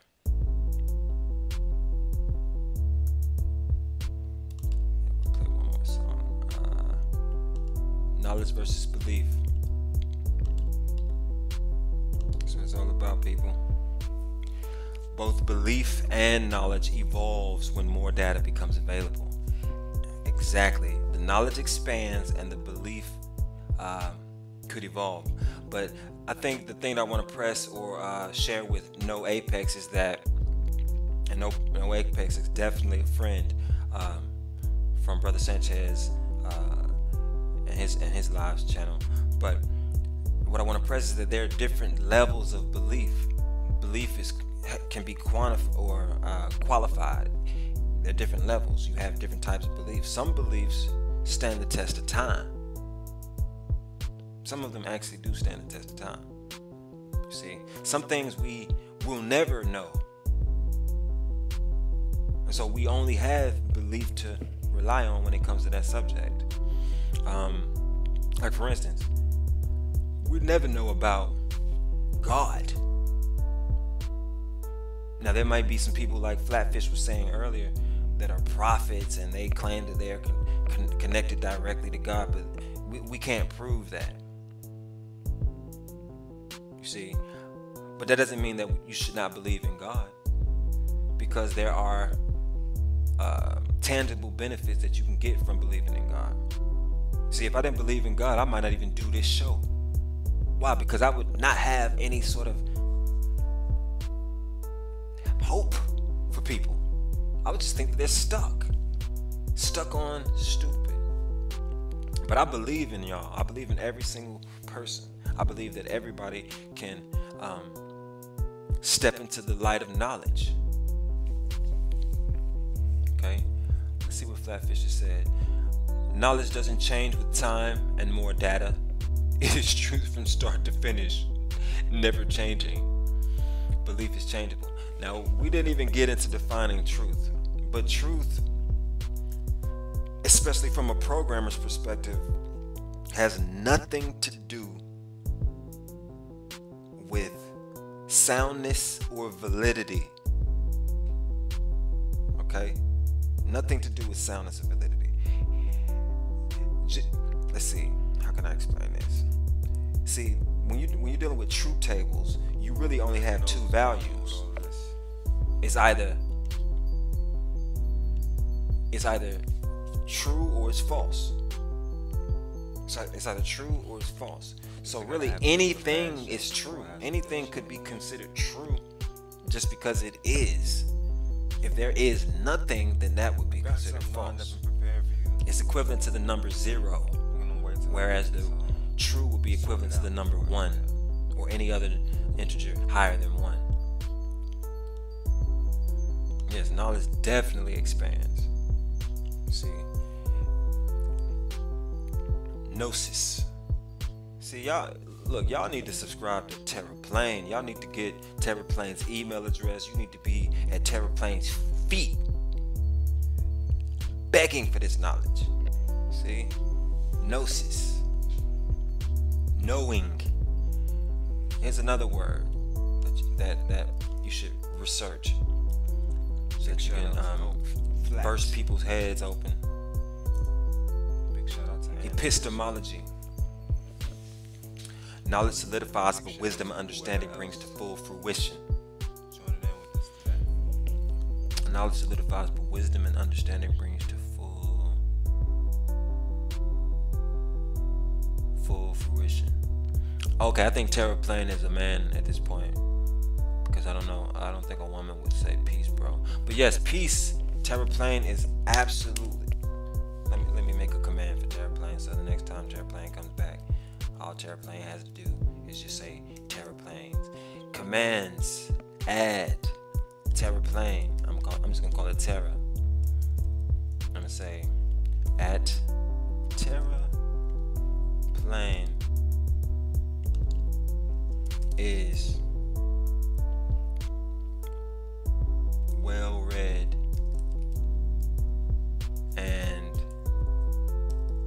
and all of y'all should be at his feet. Commands add Terraplane. Commands add Terra. Terraplane is well read, and all of y'all should be at his feet. Okay.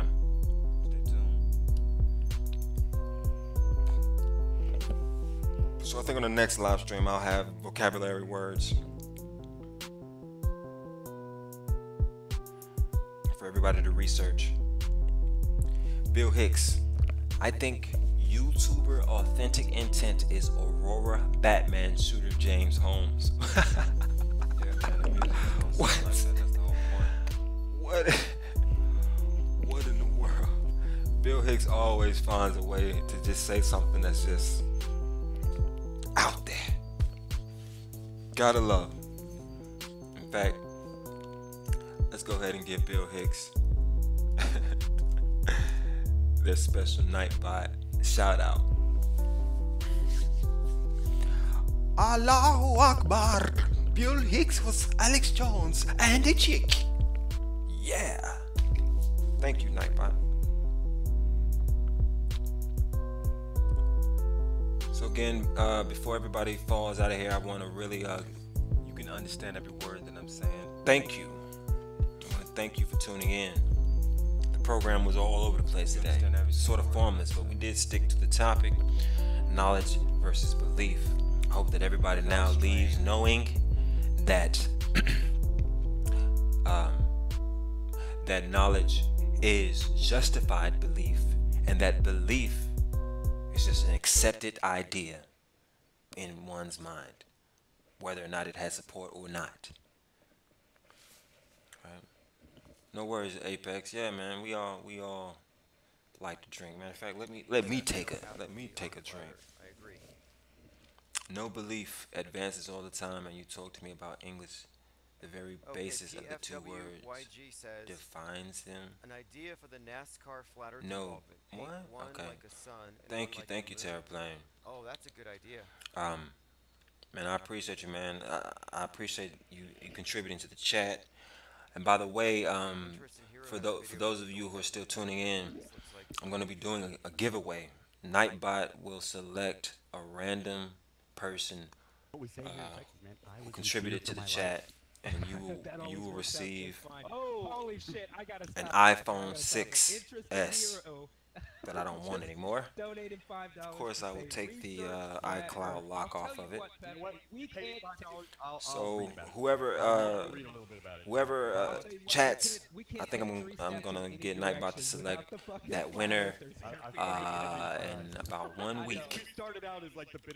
And whoever wins is gonna get the iPhone 6s. Yeah, you're my friend to me now, man. I fucking love you guys. So, just back and forth. oh, what is this? And you know what? Like on the real, Infinite I will plane. find the best flat Earth argument I can find. Yeah. Put it here. Okay. So I'm just a small. Let me find one other thing. I don't know what time it is where you people are. It's getting a little late around here. In fact, you know what? Before I close this Flat up. Earth lexicon now. There's an authority. Before I close this up, Published here in the next couple of days. Yeah, Machiavelli. I'm gonna take a shot. Somebody was trying to say that I'm gonna take a shot just to see if I can maintain my composure. I'll point you in the direction of the video if you want to hear it. On alcohol, and I probably cannot. Regardless, say that I'm you guys really let's see. Command edit Nightbot. Choose Terraplane. Command edit Nightbot. Choose Terraplane. How come no one step up and got an says George? Terraplane. Look, let me show you how to create a command, because all of my moderators have the ability to create commands. All you have to do is type in exclamation point commands. Is a slim suit like something that you add your clothes? I've seen these things the word add the name of the command, which is an exclamation. It should begin with an exclamation point. Oh yeah, okay. And we'll say Terra. Yeah, this is a real thing. Well, actually, I should do an edit. Oh no, that's not what I should do an edit for this. Something you wear on the inside, because we already have a Terra. Hides your gut or something, but whatever. Well, actually, fuck that. Honestly, who cares? We're gonna add. We're gonna give one to no apex, just for this demonstration. Like the shape of a penguin. No apex. What matters is. Well, I mean, and then the message will be, and then after that you put the message. So the message will be at no apex. You're right. There are some. I've seen some. But we're talking about Fepe tattoos. No apex may be drunk. Cigar Face says, but he's still on point. Nathan Oakley's real name, Nene, is that his nickname? I'm gonna start using that.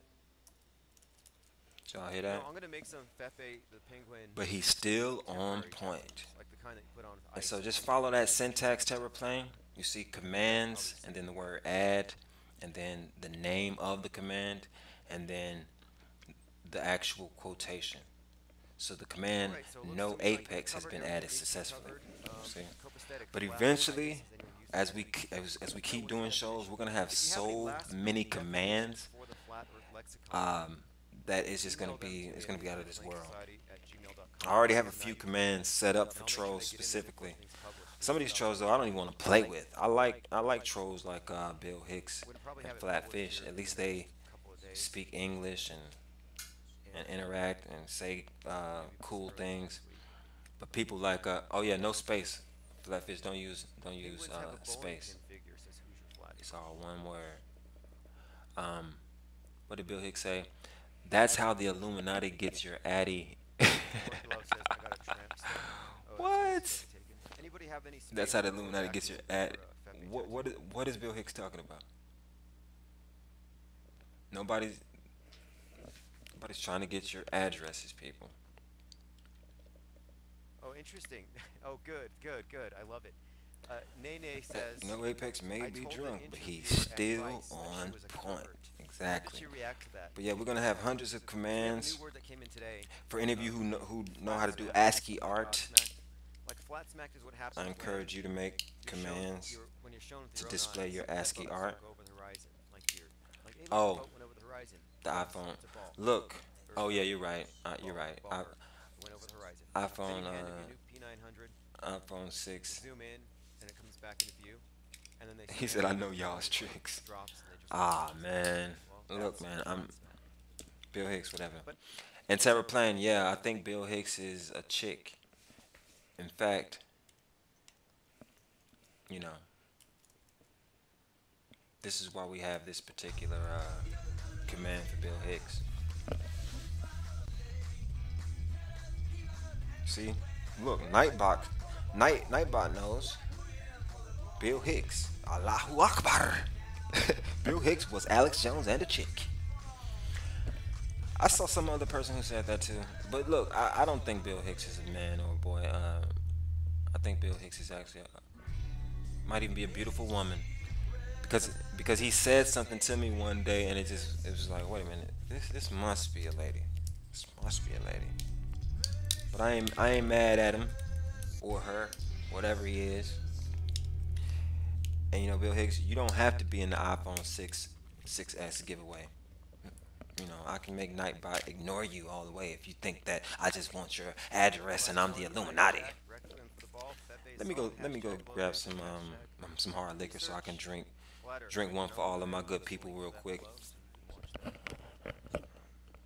So what I'll do, because I have to go to my bar really quickly. I'm not by my bar. Bowman 1987 says last week's Twin Peaks had flat Earth. I'll have to find a link on that. Now there's some lyrics in that song that I thought were really great. It said at one point, so yeah, Einstein please tune into Hawking is a hoax.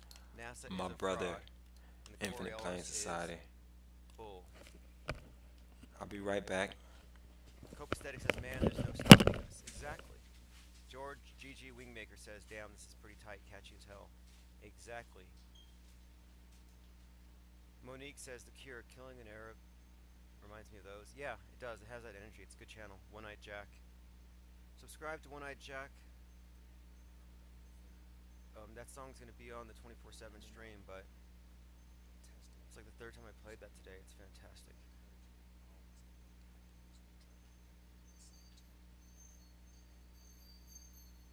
It's a good sign. Like, you can't troll that, can you? No. I hear a lot of this flat earth music coming out. You got Isa, Spiritual North, One-Eyed Jack, ODD, and I hear this stuff and I'm like, that is untouchable from the point of view of the trolls who can only criticize and tear down and attack. They don't build up. And this, to me, is... Well, I hope that didn't take too long. It's nice to have a bar in your house, right? Says Einstein is a turd on the sidewalk of society. Infinite Profit Society? Oh my God. Cheers to Terror Plane, cheers to Friday, cheers to No Apex, cheers to says, I just want to say hi to Infinite Amp, whoever else is in here, cheers to you. And yes, cheers to Bill Hicks. Dustin Longnecker says Turdstein. I agree. As I turn up a little bit of hen dog. Einstein is a turd. My girlfriend another idol to attack. is gonna be real happy that I put some Hennessy in my system and got into bed with her. Let's see. Here we go. I want y'all to hear this. Cheers, cheers. Lickety Split says I should pound some more beers and start jamming music. So this is why I don't drink. Dr. Dorkmeister says, nice meme, Queen Victoria. This is actually the reason why I don't normally drink. Oh yeah, Deputy Flatfish. One of our focuses on memes, by the way. If you have this is why I don't drink. This. My God, that's stuff is just crazy. Everyone watch Einstein's Idiots on YouTube. Haven't seen it. Whew. How do you people drink this stuff? No Apex. How do you drink this stuff? Okay, so what I'm going to be doing this next this fire water. How do you drink this stuff? All right. Nightbot says Flatfish is not an arsehole. Blowing up. I want to have it paid off by the 15th. All right. But unfortunately, I think just to really celebrate this moment, because to be honest, oh, what did Spinner say?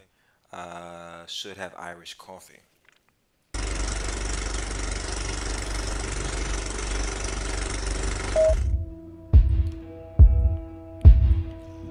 All right, if you're just tuning in, these are the sounds of this is the palace. The palace. Spiritual North.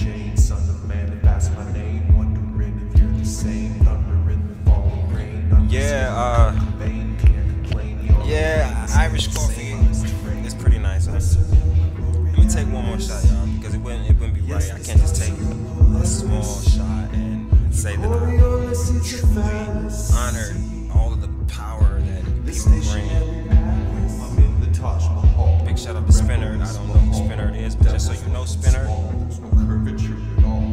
doing an iPhone 6S giveaway in 7 weeks. So the person who makes the most comments will have a higher chance of winning.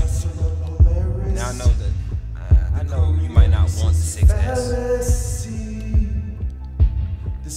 You know, I know you might not really want an iPhone 6S, but personally, I think it's better than the 7. I just don't need it. It's just an extra one, and I figured that you know, I may as well share the technology if I can. I'll be doing giveaways I'll do like one giveaway a week. But anyhow, yes, but the only people who will be eligible for the giveaway will be the people who have participated in the chat. The more that you have chatted, or the more that you actually, the people who will have the highest chance of winning are the people who use the Nightbot commands. Or if you create Nightbot commands. Bill Hicks says, IPS slipped last night and said, I called him on my lunch break. Interesting, considering he doesn't have a job.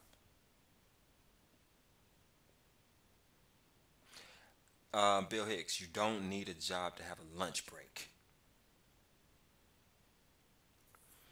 Terraplane says, man, I'm still working on the iPhone 5. Hey, look, iPhone 5 is good too. Shoot. But the iPhone 6 is hard to hack. 5 is kind of difficult to hack. 4, I can hack that in like 5 seconds. I gotta go all the way to Israel to hack a 6. And really, it really depends on which OS you're running. But I would assume that if you have an iPhone 6, you're at least on iOS 10 or something. But why wait to call someone while you're eating? Well, because, I mean, on your lunch break, a lunch break is never really just lunch. A lot of people don't even eat lunch on their lunch break. I'd smoke a cigarette on my lunch break when I used to work for, well, I won't get into that. But yeah, when I went on my lunch breaks, I'd smoke cigarettes and I'd call people. I'd do everything except for eat sometimes. So yeah, lunch break is much more than just lunch. You know, this is English, man. This is the devil's language. We don't hardly mean what we say. Yeah, man, the iPhone 5 is definitely good. Dude doesn't have a job. He got all day to call. Bro, alright, Bill Hicks. I gotta entertain you on this. I really have to entertain you on this. Having a job is so mystical in the West. Right, like Spinner is saying. It could be any other business. A job is not necessarily, oh, I'm clocking in for this Fortune 500 company, or I'm clocking into this business. Look, I can clock in for myself. In a way, I did, you know, even though this isn't about me, but this is what it is. When you go live on YouTube, you're essentially clocking in. Now, some people don't want to consider YouTube a job, but it is a job, man. Fuck that. It's a job. You set up the whole broadcasting setup. You set it up. Tell me that's not a job. Yeah, Flat Earth Shield job. Flat Earth Shield. I guess, well, look, if he's a Flat Earth Shield, I guess I'm a Flat Earth Shield, Bill. I guess I'm a Flat Earth Shield. Let me take a shot to that. I'm a Flat Earth Shield who doesn't get paid very well. Last time I checked, in order to be a shield, you gotta get paid. Oh, you getting some strange mic buzz? Let me fix that. Fix that. So you're gonna get some strange sounds messing around with Llewellyn von Hellen. You're gonna get some strange sounds. That's my specialty, strange sounds. Shield on commission. No, I'm not even still on commission. Now, IPS could be a shield on commission. I don't think he is. But I would say that anyone who is receiving, what do they call that? Super chats and PayPals and all of this. Yeah, that's... Doritos don't sound like that, Bill Hicks. What the hell are you talking about? Yeah, you know, people who get in super chats and stuff like that and got PayPal addresses all over the places and stuff. Look, that is a shield. That's a shield on commission. A person like me, you'd be hard pressed to find my PayPal. Only time I share my PayPal with you is if, like, you have gone out of your way to tell me, hey, I'd like to donate to your show. I want you to do more. I want you to do better. I want you to keep from all those weird background sounds. Buy a computer. Well, yeah. Oh my God. So Bill Hicks, are you having Freudian slips that bad that you mistake I for you? Is that really how deep it is, Bill Hicks? This man said I was eating chips the other night. You, as if he was really trying to say you were eating chips the other night. That's crazy. Yeah, I was eating chips the other night. I was.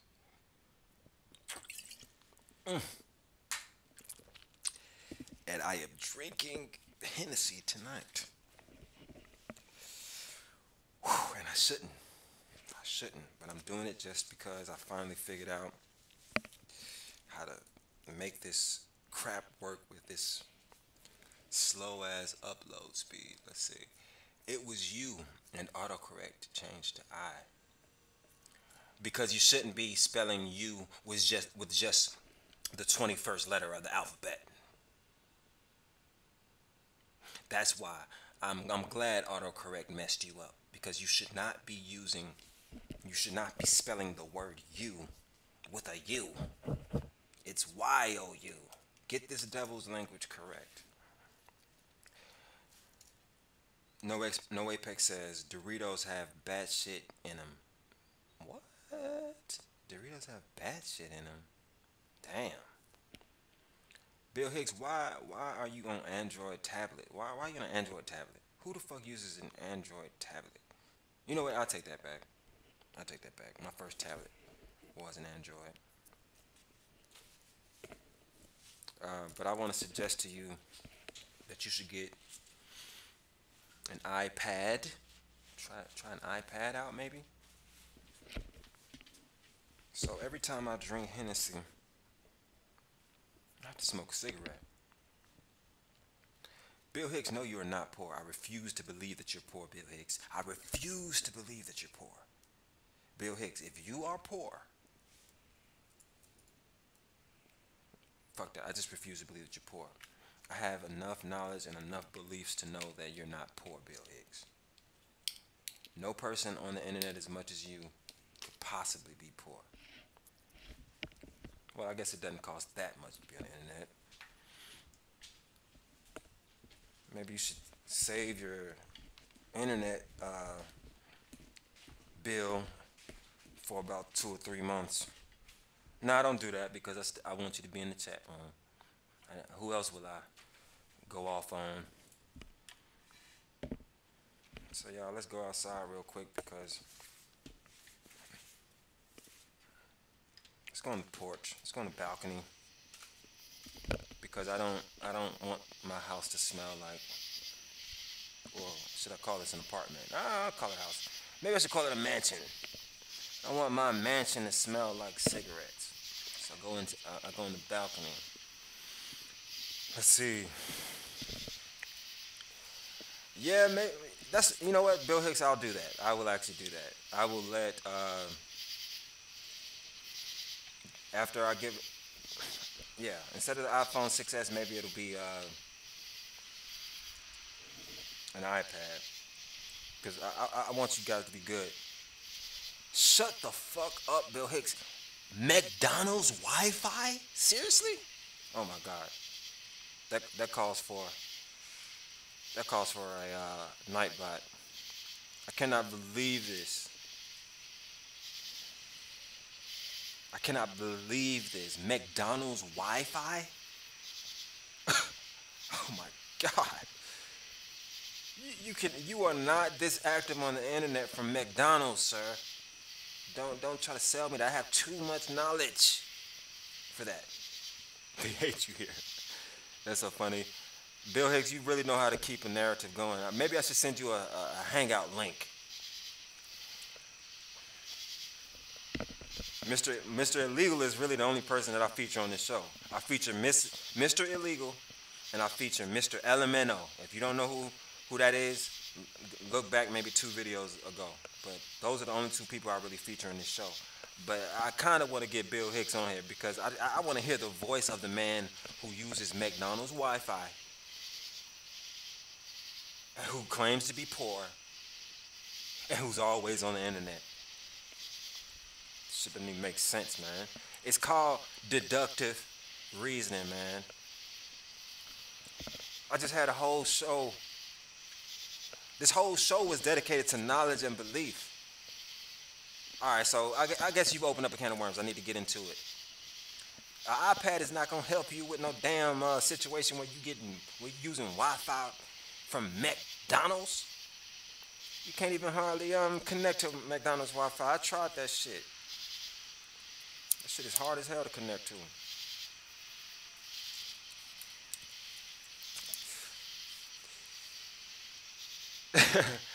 Look, I'm gonna let him keep his IP. I'm gonna let him keep his IP address. Look. Most people who know me know that I am a hacker. Like I started off my channel. It was nothing but technology. I was teaching people how to do Python and HTML5 and all of this. Look, the direction has changed a little bit. If you want to know anything about programming, please either send me a direct message, or this is an Instagram. Just some kind of way, let me know, and I will show you how to do anything you want to on the internet. But I'm gonna let him keep his IP address. I'm gonna let him keep his IP address.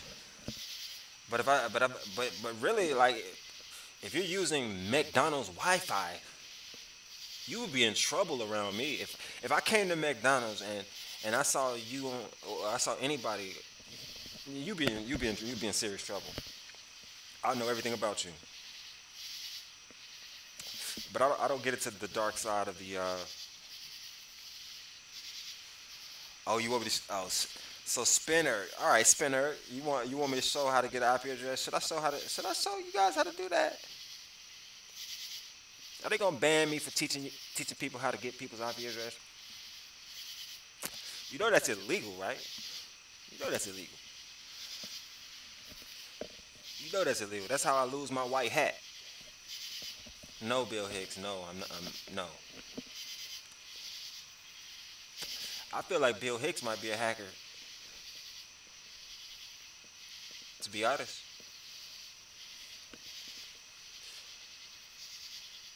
I have your permission. No. I'm straight, Bill. I'm straight. I'd rather just be your friend. I'm not gonna go hacking you, and then next thing you know, I say, well, he gave me permission, and you're not even really Bill Hicks, whatever your real name is.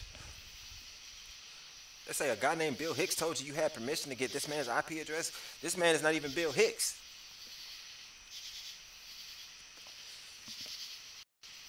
Let's see. Yeah, I gotta watch Bill. Oh yeah.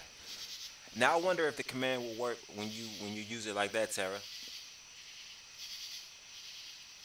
Let's see.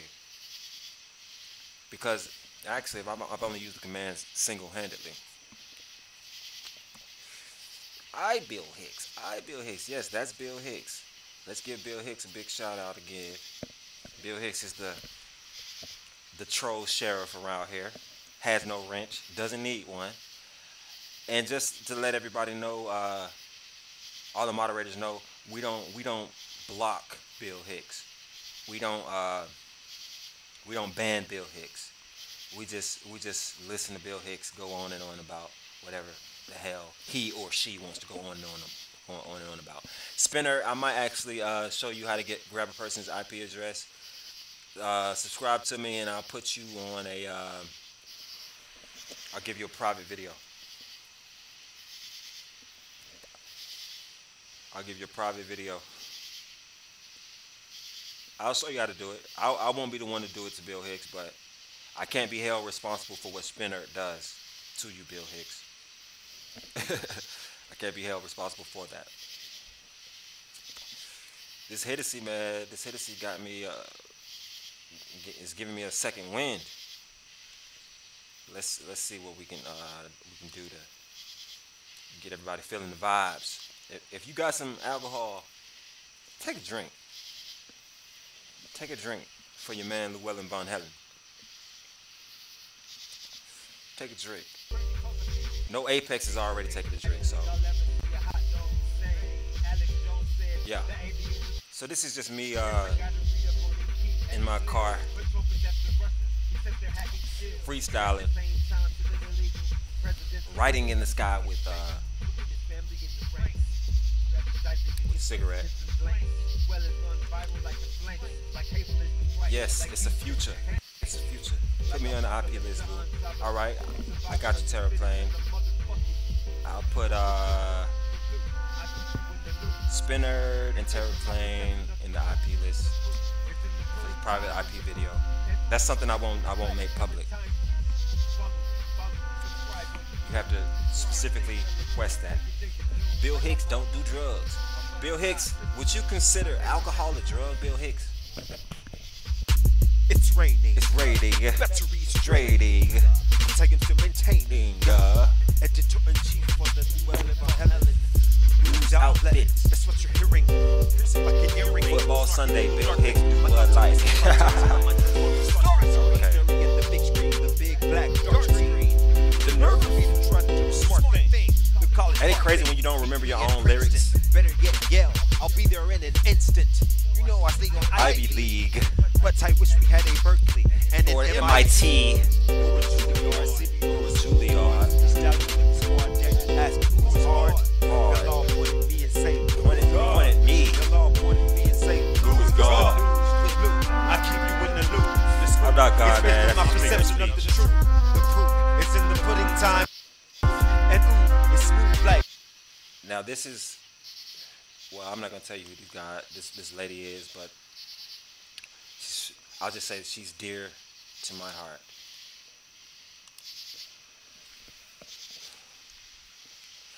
Apex is out.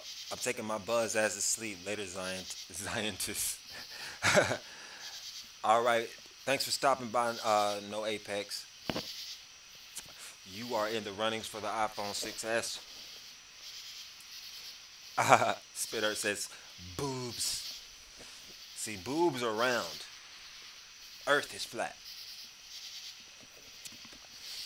Boobs are round, Earth is flat. But yeah, this is my lady here. Clementine juice. Swallow the follow and subscribe on YouTube. And stay well informed till the day of doom. Like a moth or cocoon. A butterfly chrysalis. I make the metamorphosis. This just. All right, let's just pause that really quickly. So okay, everybody who's still in the chat, please tell me. Yes, sir, Flat Power. Please tell me if you're clear on the difference between knowledge and belief. The earth is flat, homie, says Nightbot. Big up to Nightbot. Let me see, Nightbot, let me ask Nightbot a specific question and see what Nightbot says. Nightbot, how are you tonight?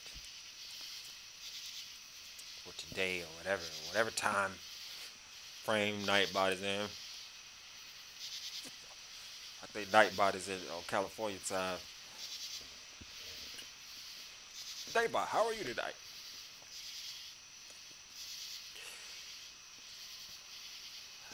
Okay, I've used science to gain back and prove my spiritual belief in God. Absolutely, absolutely. You know what I mean? I feel like the deeper you get into science, the more you realize that God is not a bad thing. Did anyone add a flat matters command? I'll add one real quick. Commands. Add flat matters. I'll say flat lives matter. Flat lives matter. Yeah. Flat lives matter. Flat lives matter. Flat lives matter. Flat lives matter.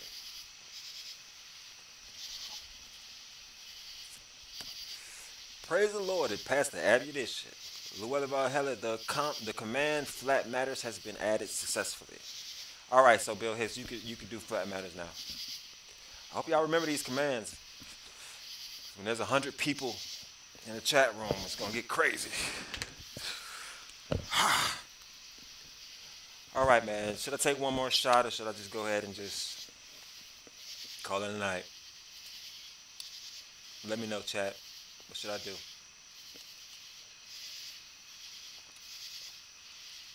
Let's finish listening to this. The palace, the stationary palace.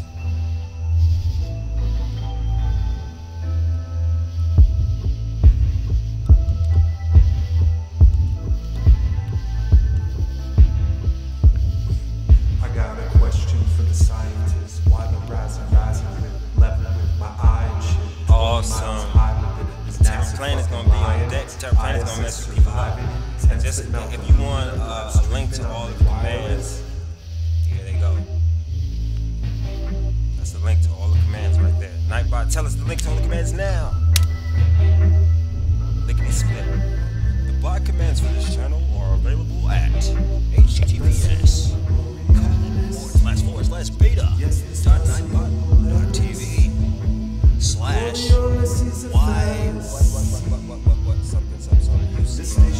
Whatever, y'all got it.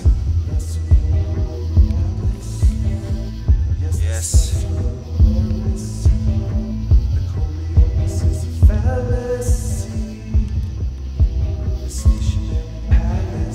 Now I want to say this really quickly. I'm looking for people who live in the southern hemisphere. So if you live in the southern hemisphere, please reach out to me. I need your vision. I need your perspective. I need to know what type of stars you see in the sky. Right now, I'm attempting to disprove the whole idea of the Southern Crux being somehow connected to some sort of southern pole. So you're in Australia? Yes. Are you in Sydney? Or you in Sydney, mate? Or you in Sydney? Well, it doesn't really matter if you're in Sydney.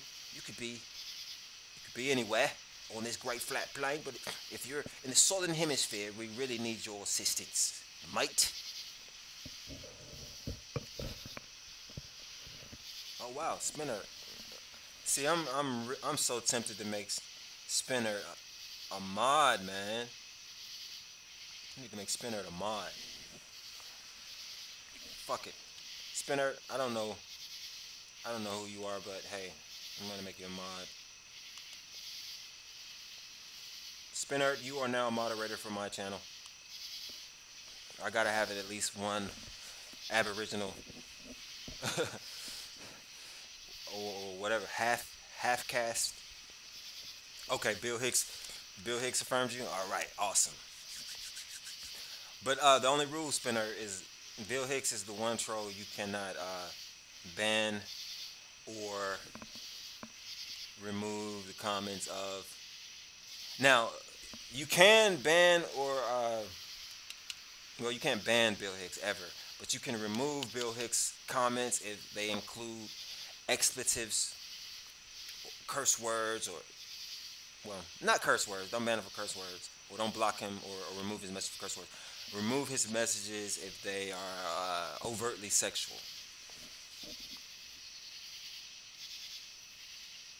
Even though Bill Hicks doesn't really get into that. That's one of the reasons why I respect him as a troll. Deputy Flatfish. Flatfish is gone. Deputy Flatfish ran. Bill Hicks, what did you didn't take him under your wing. You did not take him under your wing. Bill Hicks, that was your deputy. You're supposed to keep Flatfish here. Matter of fact, let's give a shout out to Flatfish real quick. Flatfish. Let's keep this music going. We're gonna give it how much longer we're gonna give it? Damn, is time really flying like that? This is crazy, man. 2 hours and a half.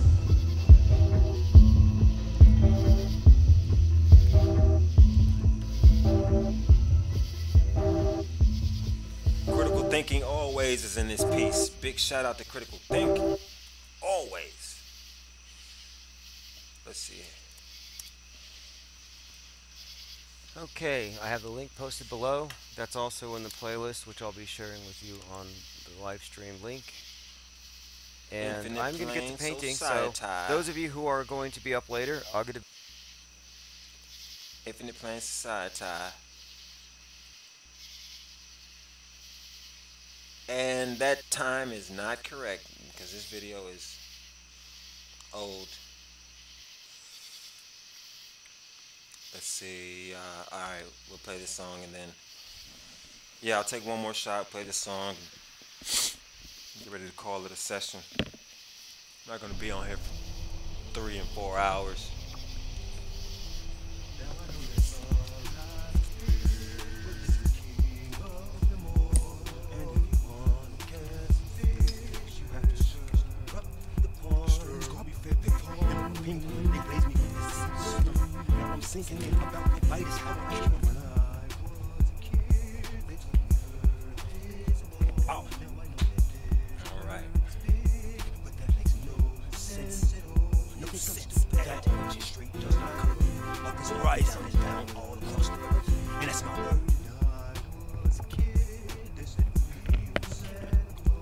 Big up terror plane.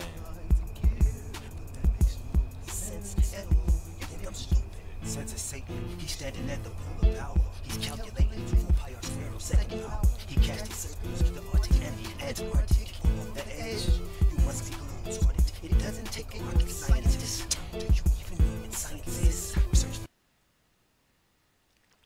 Big shout out to critical thinking, always. He says, great work on the streams, man. Very different. Love it. Penguin, penguin, penguin. Yes, sir. 60 years ago, we gotta stop when the Russians beat us into space, we gotta stop this. We didn't deny Sputnik was up there. We didn't deny Sputnik was up there. We didn't argue about the science or shrink our research and development budget. Big shout out to Joseph We Green. built a space program almost overnight, and big shout out to Joseph Green. If y'all haven't subscribed to Joseph Green, I want y'all to do that before the end of this this solar day. 12 years later, we were walking on the moon.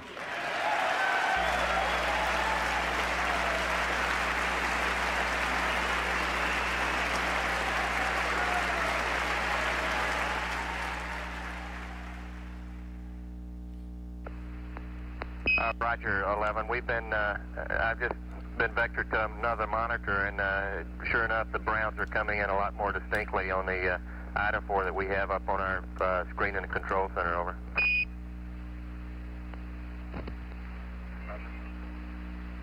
Okay, world, hold on to your hat. I'm going to turn you upside down.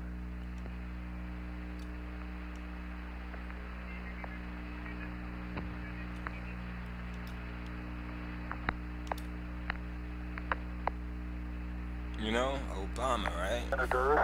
Obama is the enemy of flat Earth, huh? It's crazy. July 1969, AD. It's I insane. guess you're about the only person around that doesn't have TV coverage of the scene. You know, I honestly think Donald Trump is a One flat small Earth. step for man, one giant leap for mankind. Yeah, I gotta pause for that. I honestly believe that Donald Trump is a flat earther. Who else agrees with me on that?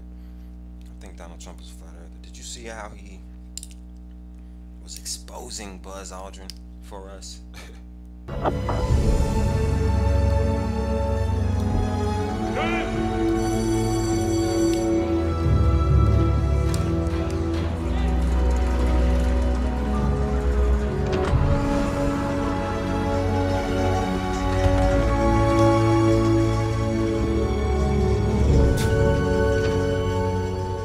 Wait, what? It was a sound stage in New Mexico.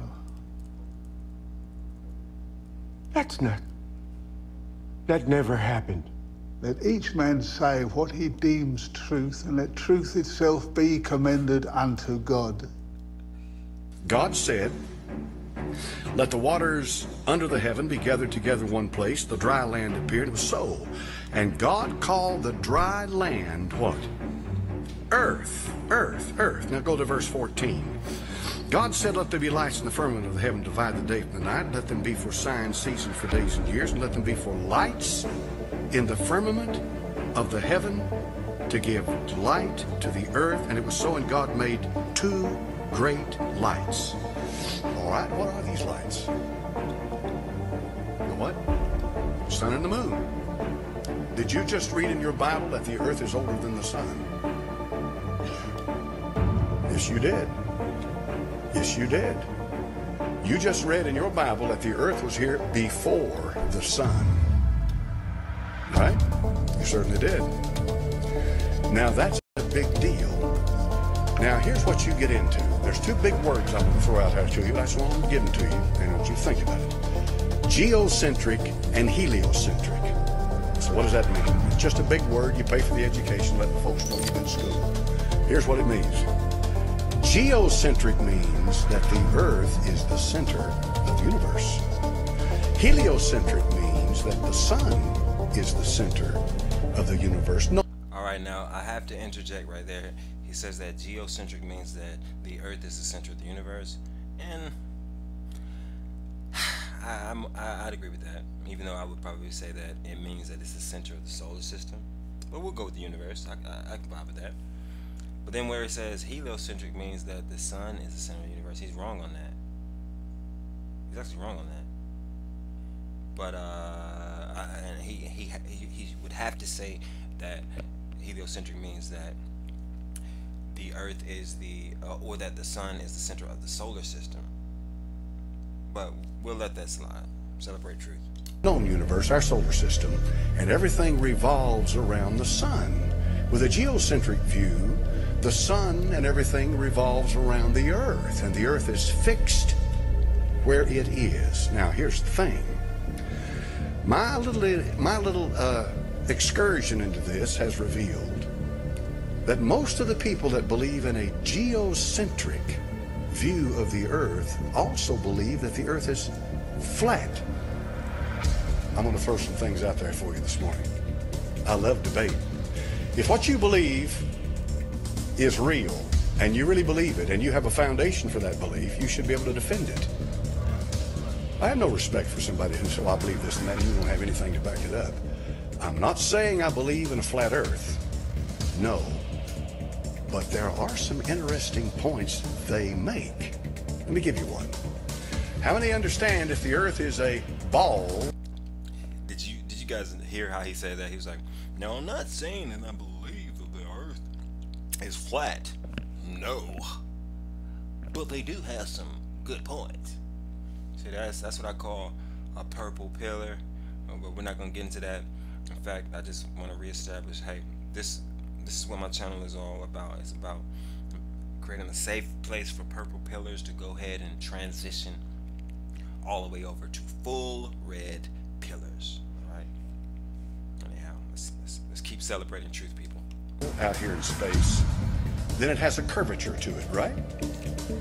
It has a curvature. It's going to have a curvature.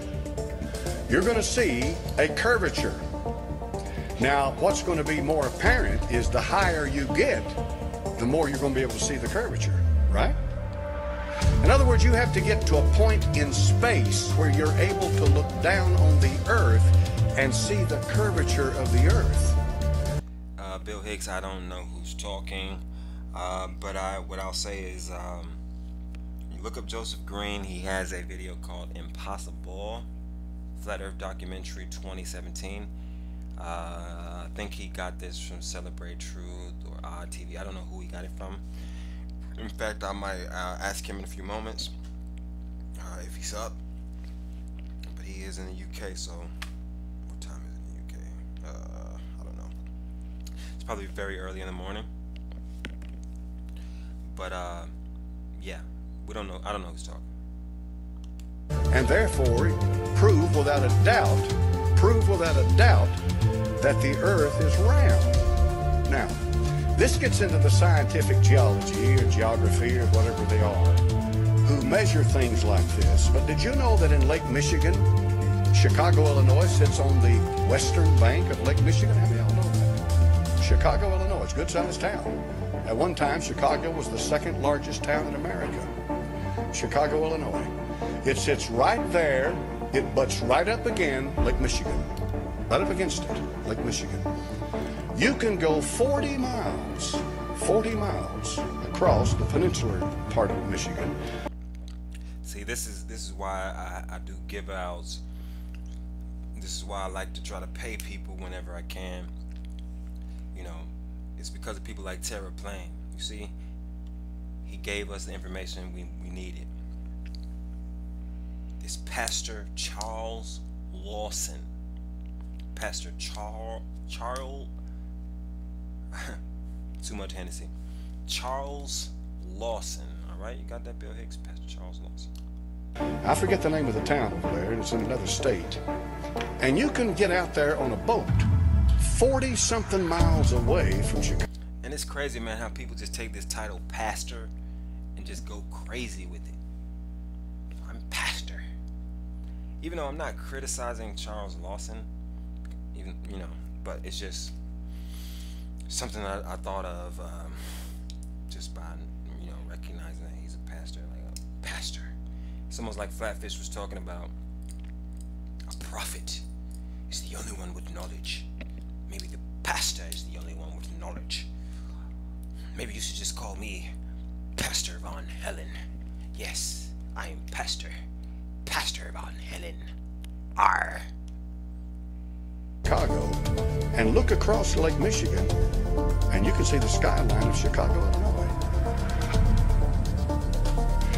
A meteorologist was talking about what he called what is that thing? A mirage. A mirage. A phenomenon of a mirage. That makes sense, doesn't it? That makes sense for the curvature of the Earth. How many follow me here now? Look, Bill Hicks has been on this meteor/meteorite thing ever since I met him or her. This whole meteorite thing. So okay, I guess we can apply this to the knowledge versus belief. Alright. As far as what I know about meteors and meteorites, I only know those two English words. A meteor is still in space. It's a body of mass that's in space. It's smaller than a planet, smaller than an asteroid. It's like a moving body in space. And a meteorite is one of those same moving bodies, but one that has entered into the Earth's atmosphere. That's what I know about it. Now, what I believe about it is that it's bullshit. I think meteors are bullshit. Look, this guy right here is a meteorologist. Tom Coombs. He's a meteorologist. But tell me, what meteors does he really study? What makes him a meteorologist? See, I think a meteor is something that's some abstract concept. But just because Bill Hicks has been bugging me about that, that'll be what the next show is dedicated to. meteors and meteorites. Shit, while we're at it, meteorology. See, he was trying to explain to people, how can we 40 miles away see Chicago? What you're seeing here is a mirage. And he was explaining to them how that the light was coming up and bouncing back down, and it was a mirage. You weren't really seeing Chicago by looking straight at it. You were seeing a reflection of Chicago through the clouds and the atmosphere and whatever else is up there. I swear, Tara must know me in real life. How did you know that I was a professor? How did you know that? How did you know that, Tara? You know what? Somebody put exclamation mark TERRA in the chat, please, because these folks don't understand. Terra Plane is on another level. So these guys up there, they got in this boat. You've always got somebody like this. They hooked up their cameras. They had to wait for a certain day to come clear enough, because 40 miles is a long way to see, folks. And they got in their boat, and they hooked up their cameras, and they focused in on Chicago, and you could barely see it. Barely, because of the haze in the distance. But they kept their cameras trained on Chicago, Illinois, and they began to cross Lake Michigan. And do you know something? Nothing ever changed except Chicago got clearer. Now, if you're following me in all of this, here's the point. If the earth is curved, they should not have been able... You know, before he goes into this, I just have to interject with... The southern accent is so innocuous. It's like... You think he's dumb. When you hear a person with a southern accent speak, you think they're dumb at first.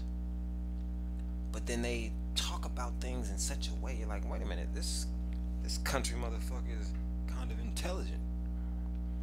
I think there's something about a southern accent. How many of you agree with me on that? ...to see Chicago 40 miles away, is that right?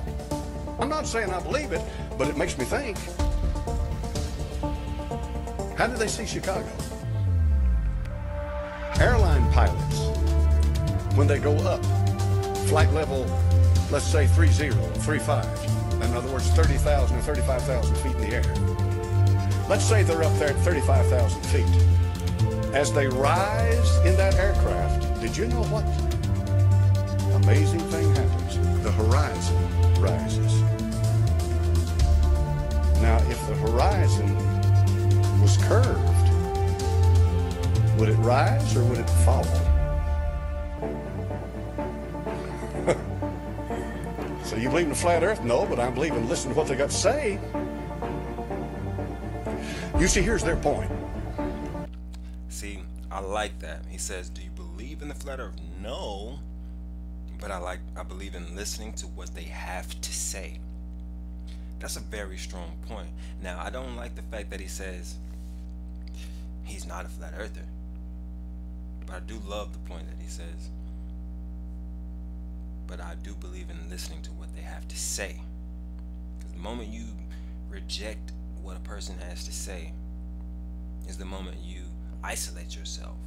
If you know anything about the laws of power, you know that isolation is dangerous.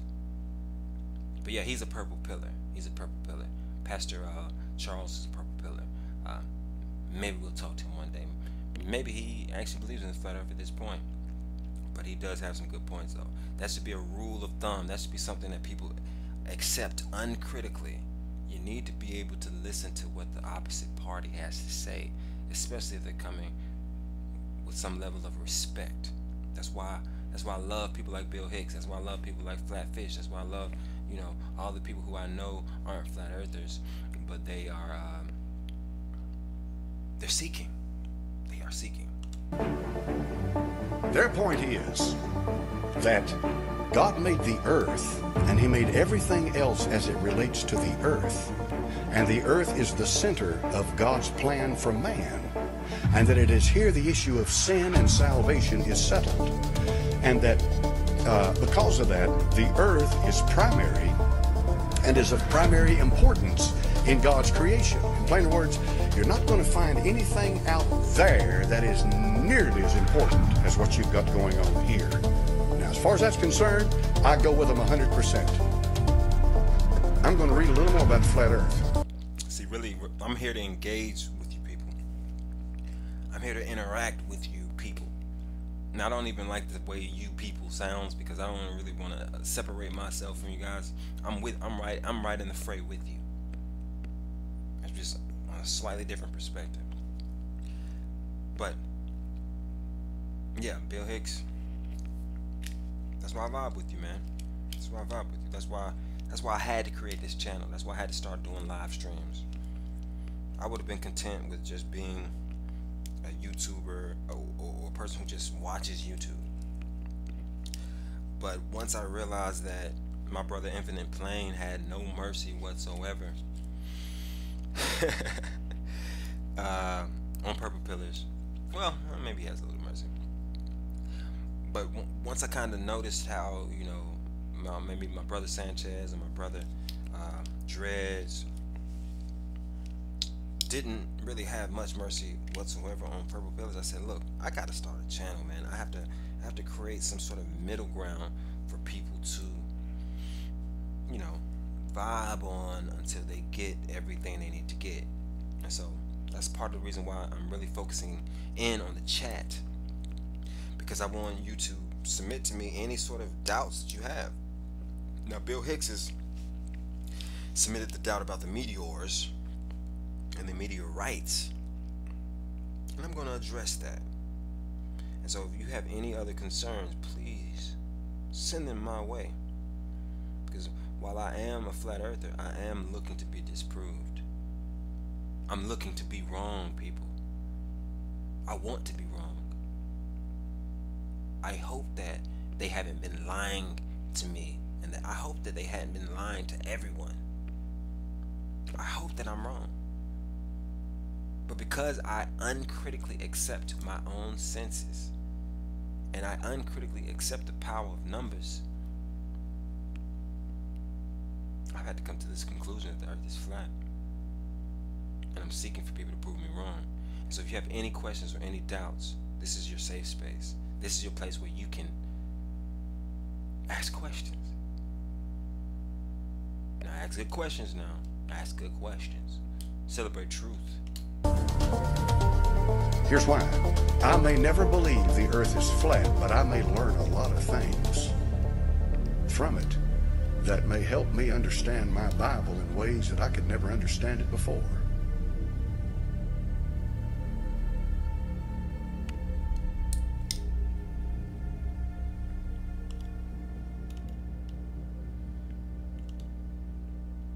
Alright, now spin nerd, spin nerd, spin nerd. I'm starting to learn you a little better now, spin nerd. Let us focus in on spin nerd's comment. And we're doing this for the children, people. We're doing this for the future. Spin nerd says, people think water can't curve, but it can through sound frequencies. Not saying there's a curvature, just saying water can curve. I have to give that. I have to give that to you, Spinner. You got that? Because cymatics and sound frequencies, those are things that I really am interested in. And as I said, one of the subjects we'll be covering on this channel is actually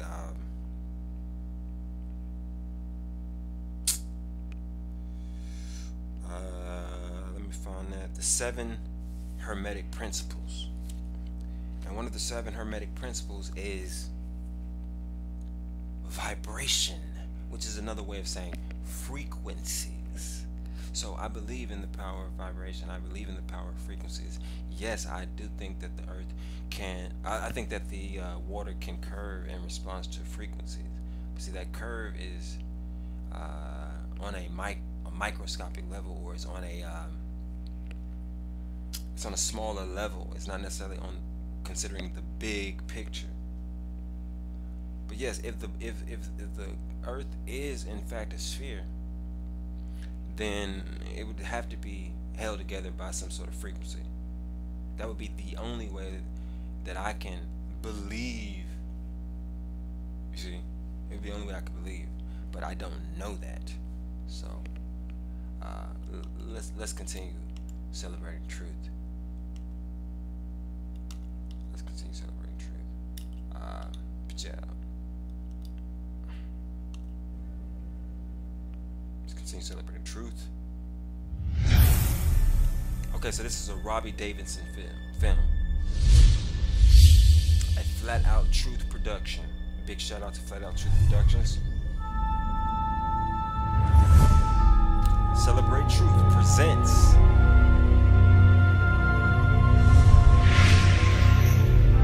a true creation revelation.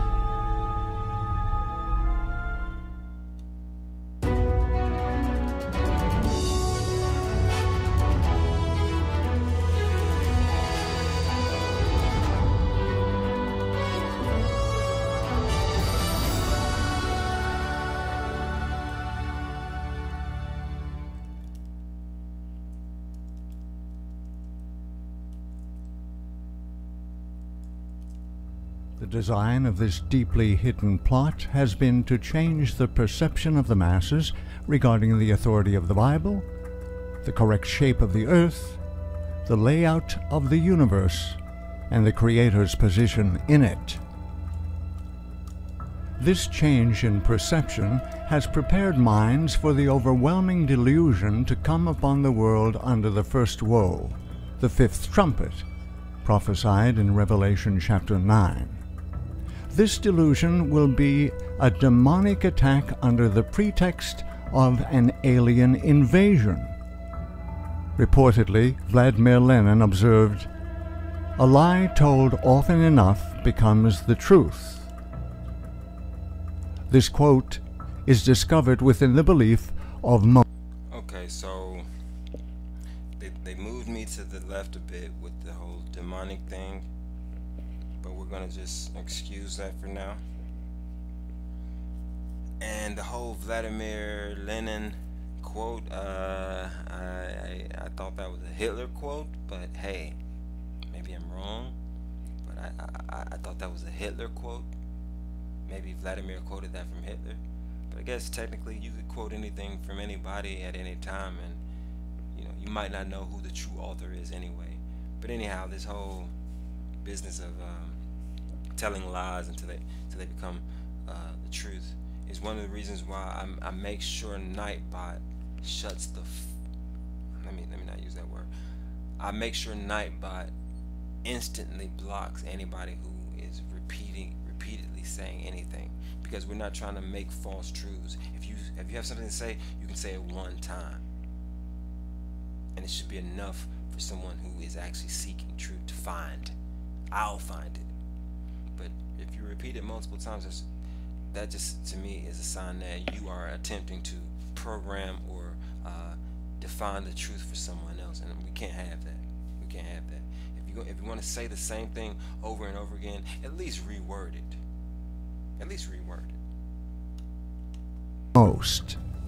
The Earth is a sphere.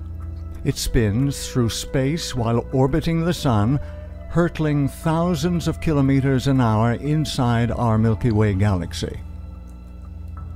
So ingrained is this belief, if one speaks of the words flat Earth, listeners snicker. The mental reflex of a flat plane from which a person might fall into an infinite space creates this disrespect. A globe Earth, because unproven, is pseudoscience, yet believed worldwide and passed from generation to generation, and any who question it is mocked and... Real quick, does anyone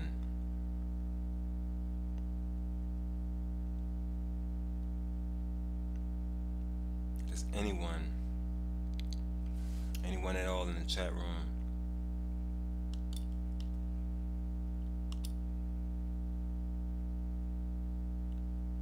wait a minute. Yeah, you can just call them shooting stars or something. I need new words for meteors. Yeah. Or you could just stick with the old word. I just did something that I didn't want to do. So if this stream drops, just know that I didn't do that to you guys on purpose.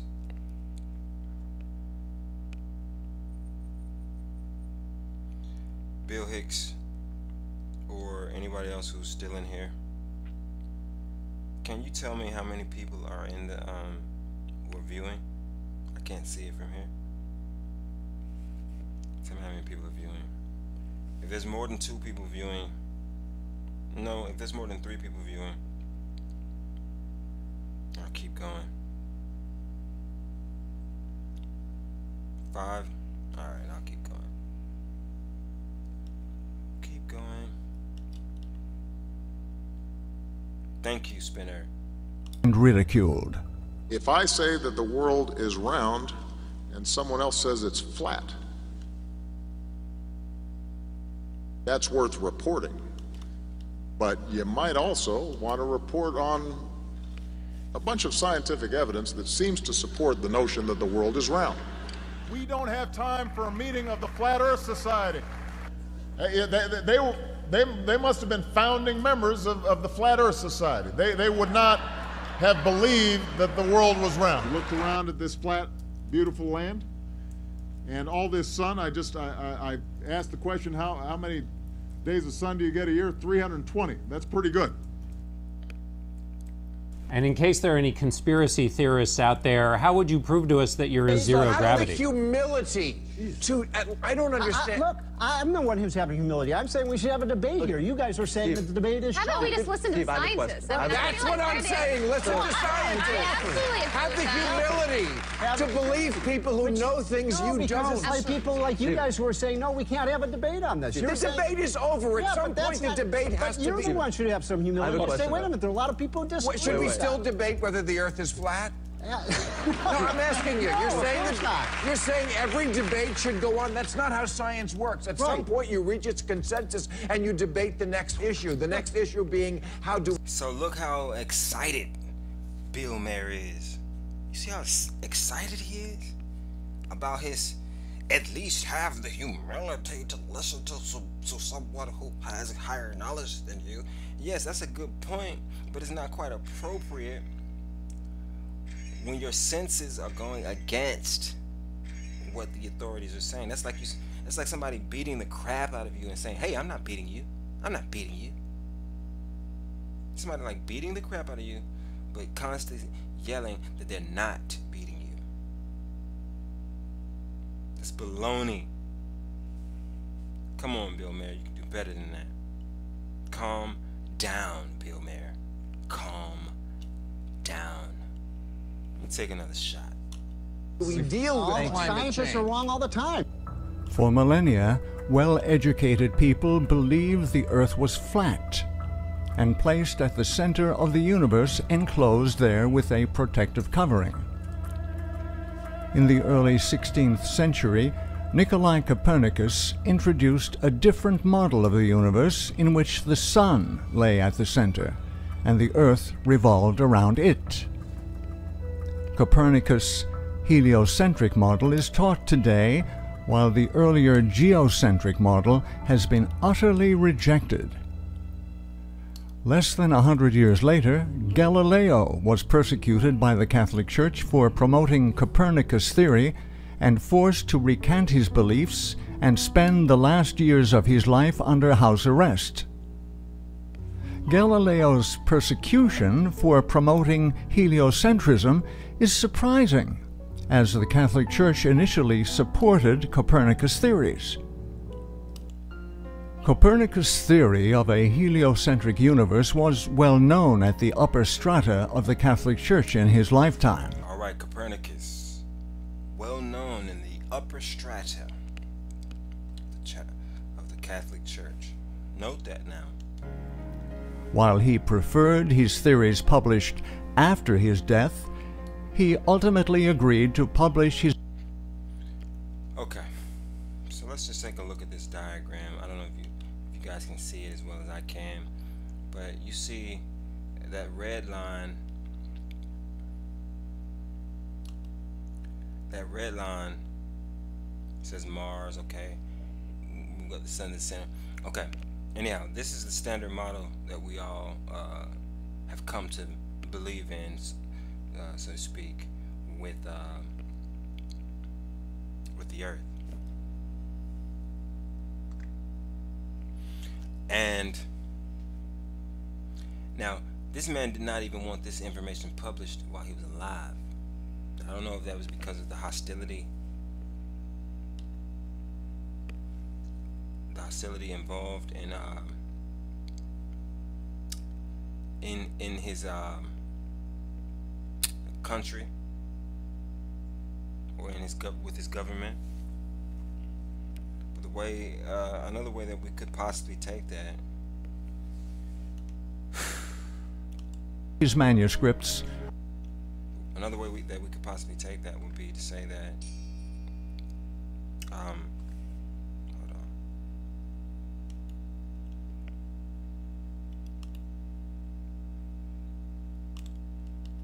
The other way we can take that, who added a command? Okay, Terra. Oh, Terra, every time you add a command, you have to put exclamation point commands, lowercase c. You know, this is actually interesting because I get a chance to, even though this isn't really major coding, but this kind of deals with the some of the basics of coding. You have to say everything exactly right. So instead of saying commands, you know, you have to put a capital, you have to put an exclamation point, lowercase c commands, add spinner, right?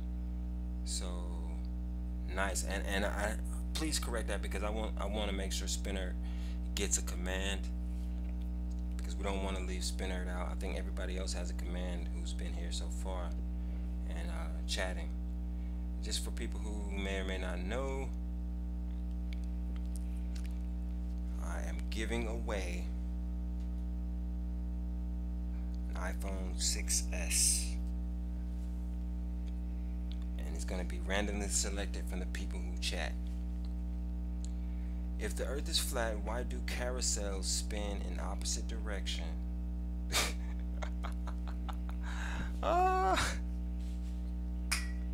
Bill Hicks.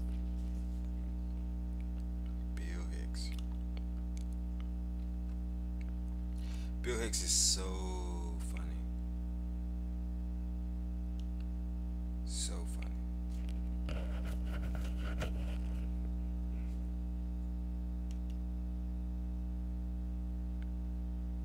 Right.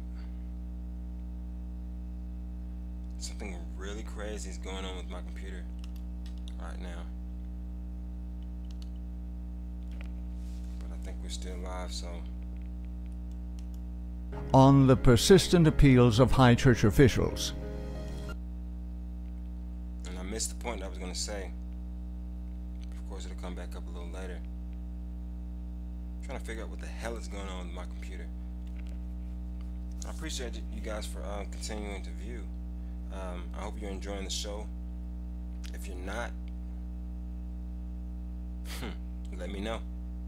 Maybe I'll do something to fix it. Catholics were not first to reject Copernicus' views, for they themselves admit opposition was first raised against the Copernican system by Protestant theologians for biblical reasons. The Catholic Church advanced Copernicus' heliocentric model, constantly urging him to spread it abroad, together with other theories that opposed the sacred scriptures. The necessity to change public conception from an accurate belief in a flat, enclosed earth to a false belief grew slowly. With sapient baby steps, the whole world would become amenable to the final delusion of an alien invasion under the first woe. The Catholic hierarchy had the perfect opportunity to lay groundwork for a global deception to culminate in this Earth's final generation. This deception required a globe Earth spinning throughout the vast reaches of space, space inhabited by aliens and other sentient life forms. These contrivances created doubt in the Bible, putting science ahead of Scripture, which advises mankind the earth is enclosed and unmoving. They also place the Creator far away from His creation by presenting a universe unimaginably vast. In the Table Talk of Martin Luther, the great reformer is quoted as having said, "There is talk of a new astrologer who wants to prove that the earth moves and goes round instead of the sky, the sun, the moon, just as if somebody were moving in a carriage or a ship might hold that he was sitting still and at rest while the earth and the trees walked and moved. But that is how things are nowadays. When a man wishes to be clever, he must needs invent something special, and the way he does it must needs be the best. The fool wants to turn the whole art of astronomy upside down. However, as Holy Scripture tells us, so did Joshua bid the sun to stand still, and not the earth." In his lectures on the book of Genesis, Luther said, "We Christians must be different from the philosophers in the way we think about the causes of these things. And if some are beyond our comprehension, like those before us concerning the waters above the heavens, we must believe them and admit our lack of knowledge rather than either wickedly deny them or presumptuously interpret them in conformity with our own understanding." The great reformer Jean Calvin, also known as John Calvin, called Copernicus a dreamer who has a spirit of bitterness and contradiction. Reprove everything and prevent the order of nature. We will see some who are so deranged, Calvin said, not only in religion, but who in all things reveal their monstrous nature, that they will say that the sun does not move, and that it is the earth which shifts and turns. When we see such minds, we must indeed confess that the devil possesses them, and that God sets them before us as mirrors in order to keep us in his fear. So it is with all who argue out of pure malice, and that happily make a show of their imprudence. When they are told this is hot, they will reply, "No, it is plainly cold." When they are shown an object is black, they will say, "No, it is white," and vice versa. Just like the man who said that the snow is black, for although it is perceived and known all to be white, yet he clearly wished to contradict the fact. And so it is that they are madmen who try to change the natural order, and even to dazzle eyes and benumb the senses. With the biblical geocentric model rejected, a new explanation was required. A globe Earth, its orbit of the sun for millions of miles every year, illimitable realms of space with billions of galaxies, each composed of billions of stars with worlds innumerable. All this became necessary to explain the new heliocentric model of the universe, and mankind, over a short time, lost his divine significance. Thereafter was created an environment within which the writings of Charles Darwin found a receptive audience. Once science showed the Bible wrong, the disparager then diverged from her religious guise altogether. Anything suddenly became possible. There was nothing above question, including how the earth seemed to appear in the vastness of space with all else, and the existence of extraterrestrials. The Big Bang Theory is, today, the leading explanation about how the universe began. At its simplest, it talks about the universe as we know it, starting with a small singularity, then inflating over the next 13.8 billion years to the cosmos that we know today. Priest Andrew Pinsent holds advanced degrees in theology from the Pontifical Gregorian University in Rome, as well as a doctorate in particle physics from Oxford. In January 2015, he wrote, Being both a priest and a former particle physicist at CERN, I am often asked to give talks on faith and science. Quite often, young people ask me the following question: how can you be a priest and believe in the Big Bang? To which I am delighted to respond, we invented it. Or more precisely, priest Georges Lemaitre invented the theory that is today called the Big Bang, and everyone should know about him. The author of the Big Bang theory was none other than the Jesuit-trained priest Georges Lemaitre. On October 28, 2014, Sarah Kerr reported, Speaking to members of the Pontifical Academy of Science, the Pope said it is possible to believe in both, insisting God was responsible for the Big Bang from which all life evolved. L'inizio del mondo non è opera del caos che deve a un altro la sua origine, ma deriva direttamente da un principio supremo che crea per amore. Il Big Bang, che oggi si pone all'origine del mondo, non contraddice l'intervento creatore divino, ma lo esige. L'evoluzione nella natura non contrasta con la nozione di creazione, perché l'evoluzione presuppone la creazione degli esseri che si evolvono. Follow from cause to effect. 1. Without a globe Earth circling the Sun through the far reaches of space, we do not have the Big Bang. 2. Without the Big Bang, we do not have evolution. 3. Without evolution, we are more likely to accept creation as an act of intelligent design by a divine creator. The Roman Catholic Church does, in fact, accept evolution. Acceptance of evolution and its integral law of survival of the fittest gave rise to the bloodbaths of the 20th century in which millions lost their lives. Numerous researchers have established incontrovertible connections between the Vatican and the Nazi Party. Regardless of the level of collaboration between the Vatican and the Nazis, what happened after World War II is even more significant. Operation Paperclip smuggled hundreds of Nazi scientists, including top SS officers on trial for war crimes, into the United States for use in America's Cold War space race. One of these Nazi Party members, Wernher von Braun, was promoted to head up NASA's Marshall Space Flight Center. Under Operation Paperclip, some 350 German scientists and former intelligence agents were given visas and well-paying jobs. Many of these scientists had questionable pasts. Braun himself had been an active member of the Nazi Party, and his colleague at NASA, Dr. Hubertus Struggold, a specialist in aviation medicine, had performed experiments on concentration camp inmates.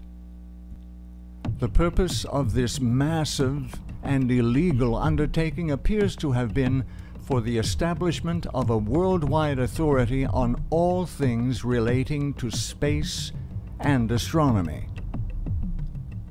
NASA became the public face of space. It has long acted as a front, providing an unsuspecting world with pseudoscience legitimized by the backing of the U.S. government. NASA is its own monopoly. It controls the dissemination of public information on astronomy while hiding facts it does not want the public to know.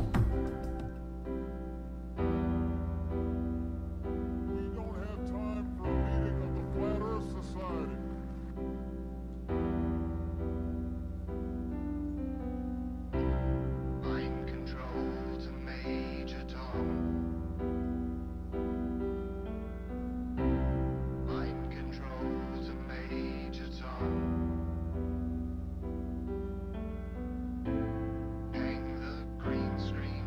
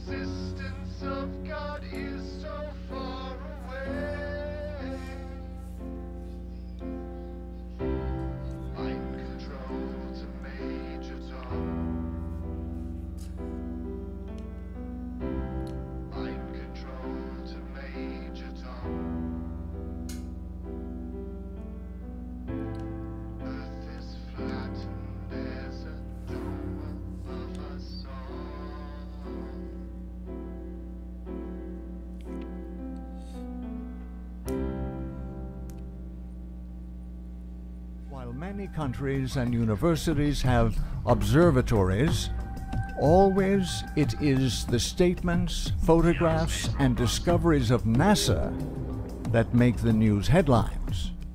Do aliens even exist, and how would we know? Well, the Kepler satellite currently orbiting in outer space has identified about 50 planets that seem very much Earth-like. In fact, every week we discover another Jupiter-sized planet in outer space.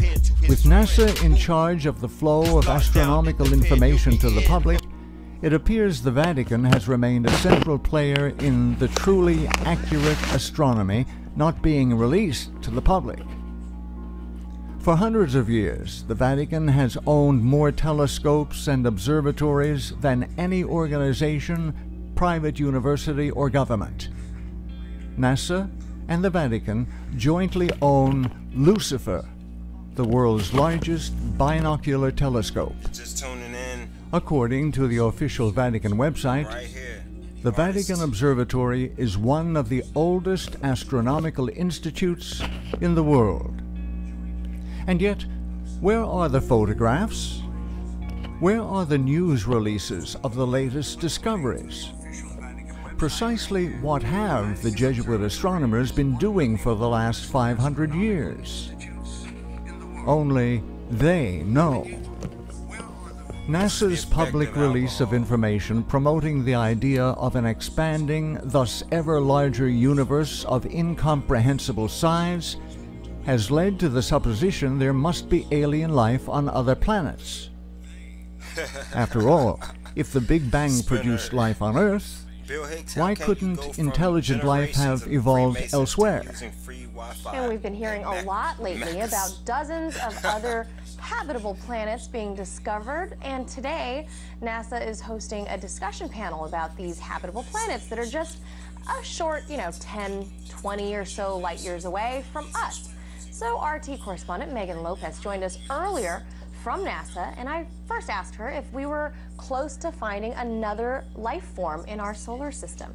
They need to figure out what type of activity that is. But with the organic materials, it means that we could find a footprint of Martian life that used to exist. And if there's plant life that used to exist, it could mean that there's other life that used to exist. So scientists at NASA are very excited. They just unveiled this, and it presents a new puzzle to sort of solve for them. Right now, we only can fly in Earth orbit. That's the farthest that we can go. And this new system that we're building is going to allow us to go beyond and hopefully take humans into the solar system to explore. So the moon, Mars, asteroids, there's a lot of destinations that we could go to, and we're building these building block components in order to allow us to do that eventually.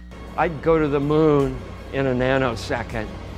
The problem is we don't have the technology to do that anymore. We used to, but we destroyed that technology, and it's a painful process to build it back again. But going to Mars should be one of the next series of steps that humans do. The first step should be going back to the moon for a number of technical reasons and exploration reasons, and then after that, Mars, maybe high orbit in Venus atmosphere, maybe going to Europa. There's all kinds of targets to go to, places of interest in our solar system.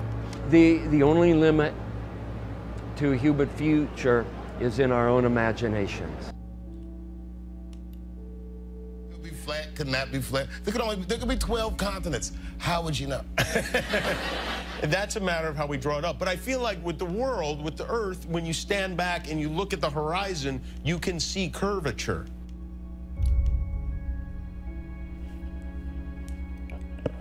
You can actually see it, unlike a dinosaur or something. Yeah, or if you fly in one direction, you'll come back around, which in a flat world probably would not happen. That is true. That is true. But these guys don't go around. They go to Cleveland, and then they go to...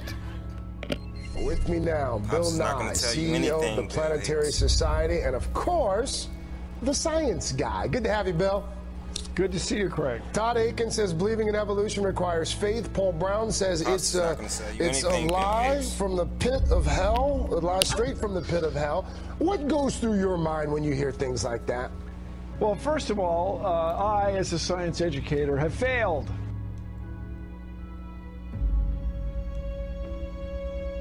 I failed. No. Evolution was discovered.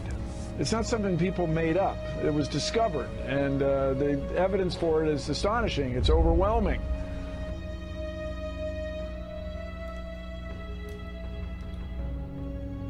Now, one thing I really want your generation to embrace is that the Earth is a closed system.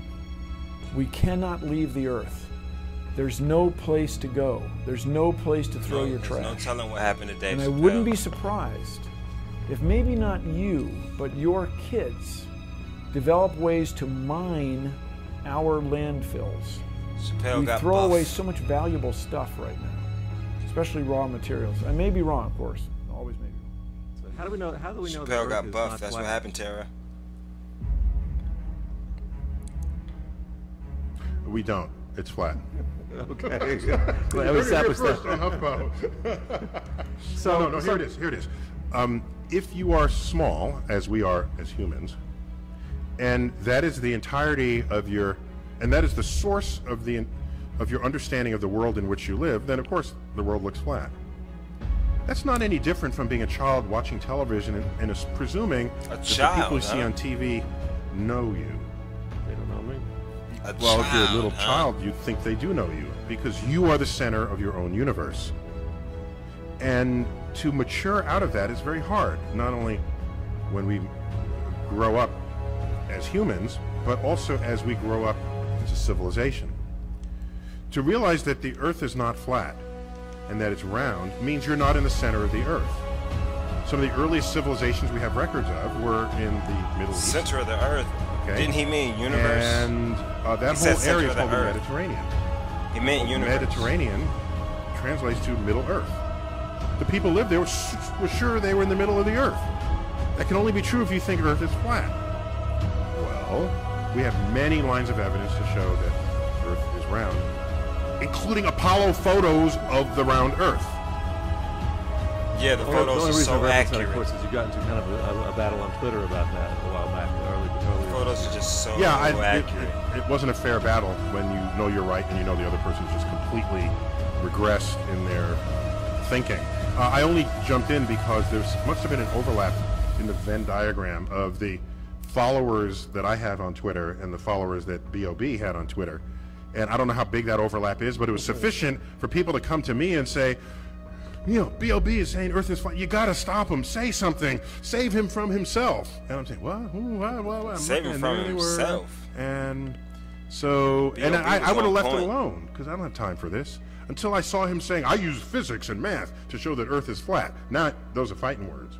Okay, if he says he's invoking physics and math, let me see where he claimed to do so. I looked where he claimed to do so, and it was profoundly ignorant of formulas and physics related to the physics of establishing the size of the Earth. Now, I don't mind that people don't know things. That's just plain old ignorance.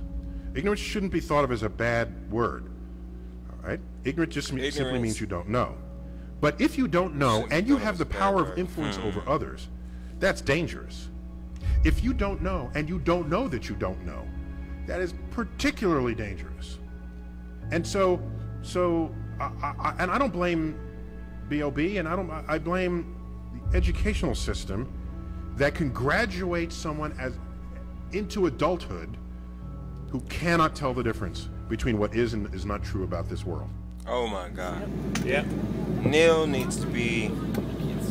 Oh my Sorry. God. Let me just keep that to myself. You see like the bright light back there? Incredible. Wow. Still see it? Yep, it's in the camera. Look how fast that's going. No need for super chats right now. You getting it on video? Yep. We'll take super chats eventually. Folks, spaceship Maybe. on the right side of the aircraft right now. Those of you on the right side of the aircraft, you can see the spaceship. Wow. On the left side of the aircraft, you can probably see people on the right side of the aircraft looking at the spaceship.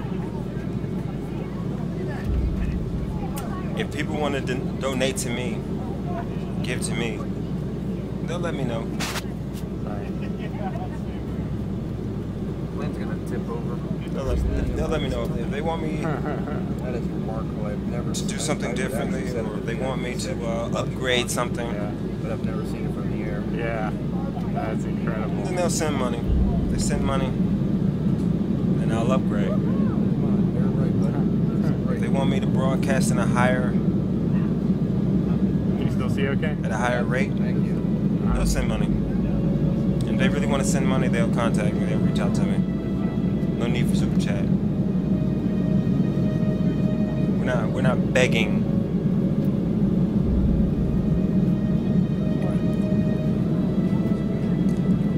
Faster than us. Now listen, we don't want to have anybody complain because we were late. See y'all. Sarah, I'm gonna have to. You can complain because we were I'm late. gonna have to contact B.O.B. so I can Drinks are in the house too. play his song.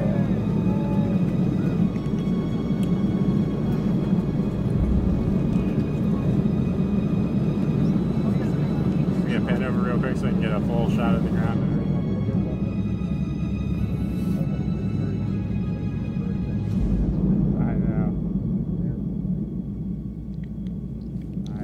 Yeah, Neil is definitely what we would call a shield. Yeah. I'm still in awe. I would definitely consider The Neil to trajectory be of a the space shield. shuttle, it doesn't go straight up. It always goes in a curve. There's just something out to about sea. him that just makes me just. The point is that It makes my they stomach actually just go horizontal. The space shuttle goes horizontal. It never goes any further up. It goes horizontal. Something about that Neil guy. Very, very low down in the atmosphere. Like I love for him too, just like I got love its for Bill Hicks. external tank Just like while I it's love still in the for Flat atmosphere. Fish. So you like I know, love it's for, still in the atmosphere while it's horizontal, so it never gets any higher. I guess And artists. it goes out of sight, not because That's it goes troll. too high, because it goes too far If you don't down have a range. wrench, you're probably a troll. And it seems that nobody's ever on the space shuttle, and the proof of that is the Challenger disaster. In I believe it's 1986, the Challenger exploded just after takeoff and killed 7 astronauts. But it turns out that 6 of the astronauts are still alive. I hope the stream is looking good most to of them everybody. using their original names. And you can find pictures of them. They're using the same names. Nearly and as they're bad doing as Obama ordinary says jobs. Spinner.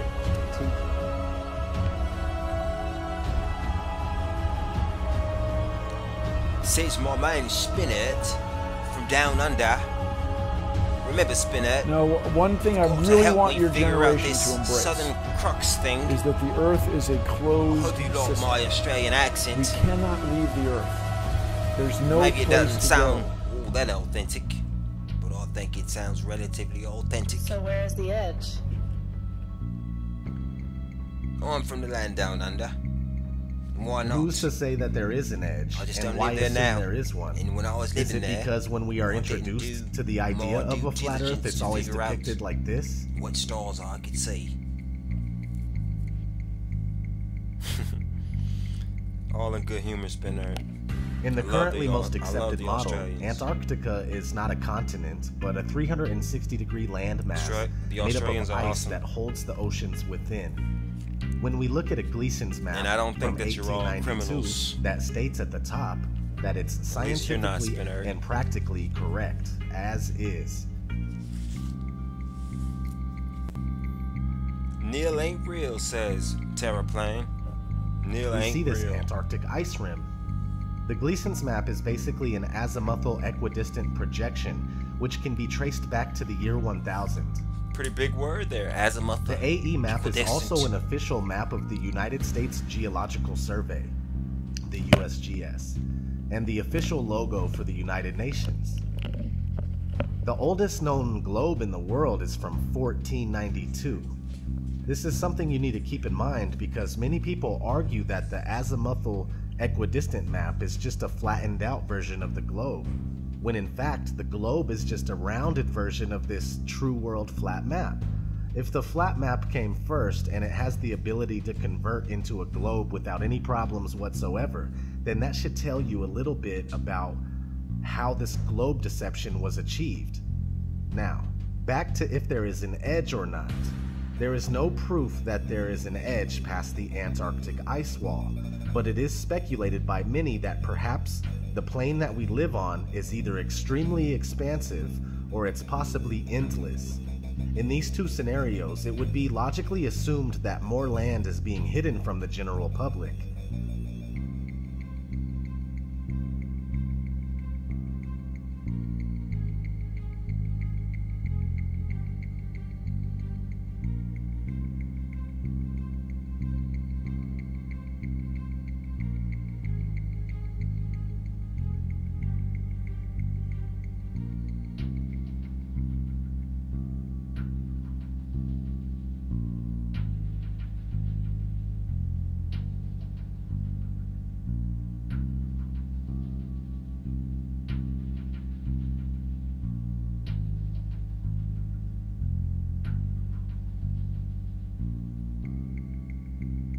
In a 1954 interview with Admiral Richard E. Byrd, an American naval officer who specialized in exploration, he had this to say.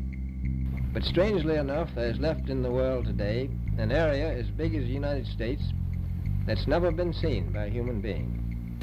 And that's beyond the pole, on the other side of the South Pole, from Middle America. And I think it's quite astonishing that there should be an area as big as that unexplored. Implying that there is more land past Antarctica. If that uninhabited land was on a globe, it would be in the Indian Ocean. A recent discovery of an old Buddhist map in a newspaper from 1907 seems to support the idea of a vast plain with much more land.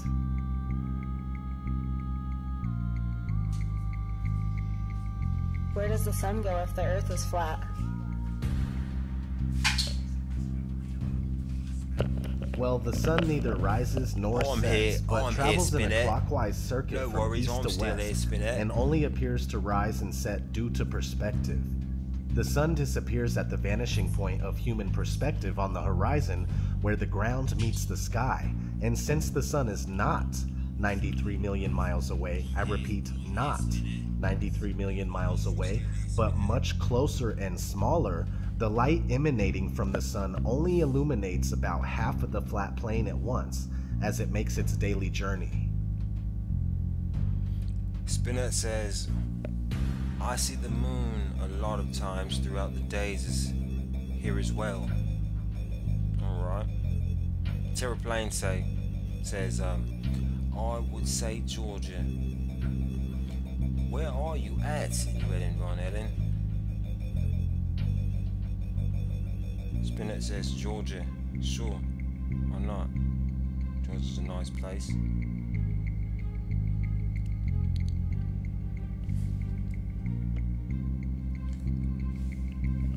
I'm wondering where Bill Licks is gone.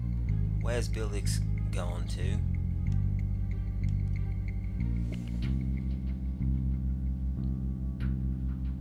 What's underneath the flat Earth?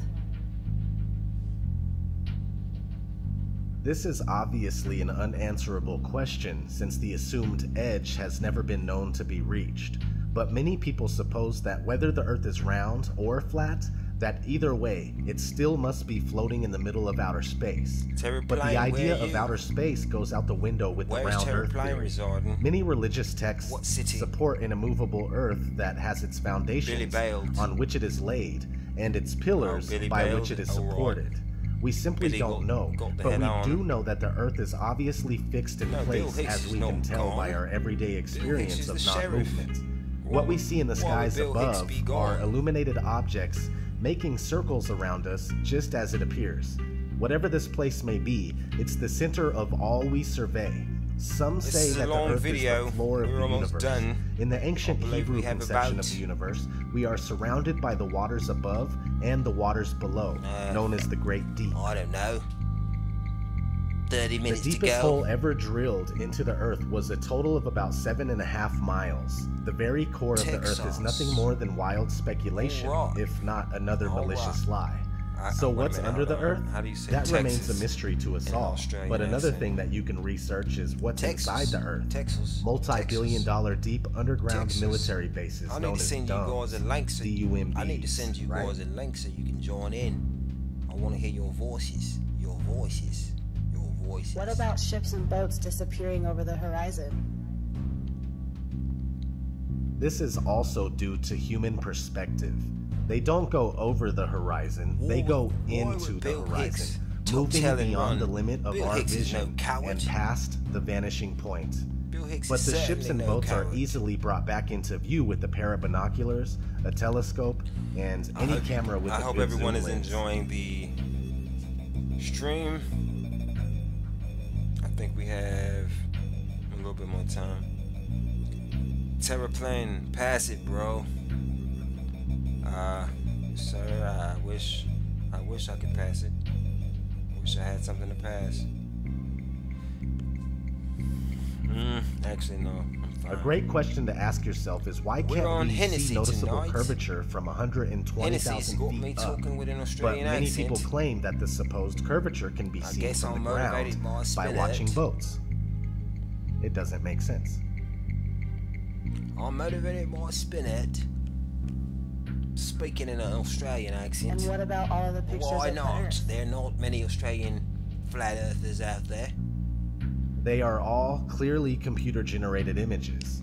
They claim this picture from Apollo 17 in 1972 is real, and they also claim that the 2015 epic Earth picture is real. But NASA employee Robert Simon gave us a glimpse of how they do it when he shared his experience of creating the Blue Marble 2.0 in 2002. So he can further He is now invade. called Mr. Blue Marble. He's not invading. He was He's a interviewed welcomed and guest. on record stating, the last time anyone took a photograph from above low Earth orbit that showed an entire hemisphere, one side of the globe, was in 1972 during Apollo 17. NASA's Earth Observing System, EOS, satellites were designed to give a checkup of Earth's health. By 2002, we finally had enough data to make a snapshot of the entire Earth. How many people so are actually watching? In 2002, There are only 4 Blue people Marble watching. 2.0. NASA's Rob Simon made this. Simon's job is... It's primarily taking data and making pictures out of it. That's what this is, a composite of data sets from several different instruments translated into a picture. So we actually had to take clouds out. They stashed the clouds for later, There are only 4 went onto the people ocean. here. That came from It's an not an instrument event. that measures It's not nothing phytoplankton major. in the sea. Where it was low, I colored it dark blue because they're low mostly Fair in dinkum. mid-oceans.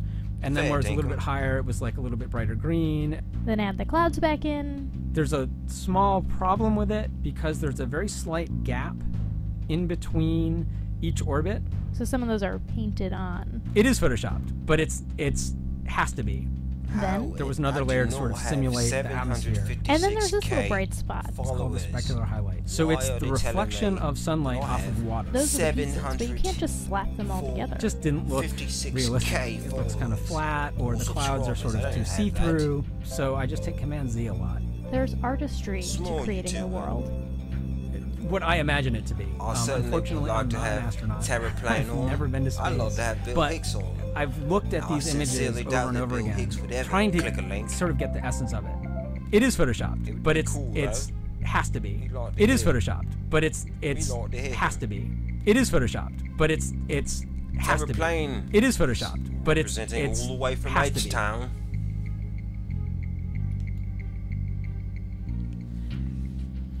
And I assume that that means Why Houston. are all the other planets round then? Houston.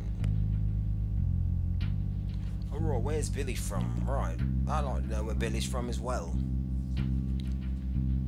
Where's Billy? Where's Billy from? Certainly not from the UK. When you compare amateur Certainly not footage from Australia. done with professional grade cameras Certainly not and from- compare it to NASA's official images of planets and stars, it's clear that NASA images are all computer generated, no different than the photos of Earth. Well, anyhow, I don't want to shut everyone down. I see there's 6 people watching now. I want to shut everyone down. What have become known as planets are I'd say that round tomorrow. lights that seem to be set over the flat Earth. The I will so-called extend the planets hangout and links stars to are not everyone what we have who been would like told to they are. participate And comparing in the luminous development objects of that this you see great in the channel. sky to the Earth under your feet is very ineffective for actually proving the supposed rotundity that of there's the several Earth. bots in here. Since there are no I've seen the actual numbers go photographs of the Earth up and motion and has down. never been experienced or proven, it would seem more logical for one to assume that we are on a flat motionless plane and everything we see in the heavens revolves around us. Let me stop this Australian talk. What about satellites and Let me GPS? stop this Australian talk. As crazy as it may sound, satellites are a hoax. I guess Have Bill you ever Hicks, wondered why there are doesn't never wanna any answer the damaged question of or where he fallen is. satellites? And why there are no So, satellite right. malfunctions due to constant heating and cooling? It's weird they don't melt in the thermosphere that's over 2,000 degrees. I find myself looking at the moon and wondering why we never see satellites pass by the moon. Did you know there are thousands of miles Once again, I would like to thank everyone for joining in. Look, Spinner's got me speaking with an Australian accent. Look, I want to thank everyone for joining in. I want to thank everyone for chiming in. And GPS works off a cell phone tower. Thank you for programming it's called triangulation. the Nightbot with me. Haven't you seen those really tall towers and wondered what they are? Thank you for not blocking Satellite TV is just enhanced radio using ground-based towers. It's all ground-based, just like the old TV antenna. Science fiction author Arthur C. Clarke proposed the idea of geostationary satellites in 1945 in a magazine called Wireless World. And 20 years later, in 1965, they claim to have successfully launched the first commercial geostationary communication satellite. Today, there are said to be thousands, but the odd thing is that trying to prove it only leaves keep this thing going as much as we can. Bill Hicks wants to donate. Is outer space even real? He can just say, hey, Llewellyn, I'd like to donate. Can you send me a link? And I'll just say, sure, I'll send you a link to donate. Yes and no. What you see in the sky, as far as stars and Bill wandering stars, donate $2, also known as planets, are there. How could we deny them? I guess we don't know what they actually are, but they are there. Now, what we are told about outer space and what it is not true at all. Everything we believe about so-called outer space is due mostly to Hollywood movies and other media, including children's cartoons. Of course, NASA propaganda is the biggest culprit. As we have already gone over, there are no pictures of Earth, and even images of all the other so-called planets are computer-generated. I sent nothing. NASA has gone on record numerous times stating that humans can't get past low Earth orbit. I sent nothing. I knew it, Bill Hicks. You sent nothing. NASA's next spacecraft, already being built and tested across America, will do those things and more. This is the spacecraft that's going to take humans to explore the solar system. This is the next big step for NASA in exploration. Called the Orion Multipurpose Crew Vehicle, or MPCV, this next-generation spacecraft will enable America to explore beyond low Earth orbit. What does a Russian accent sound like? What do they say? As we get further away from Earth, we'll pass through the Van Allen belts, an area of dangerous radiation. But Orion has protection. Shielding will be put to the test as the vehicle cuts through the waves of radiation. Sensors aboard will record radiation levels for scientists to study.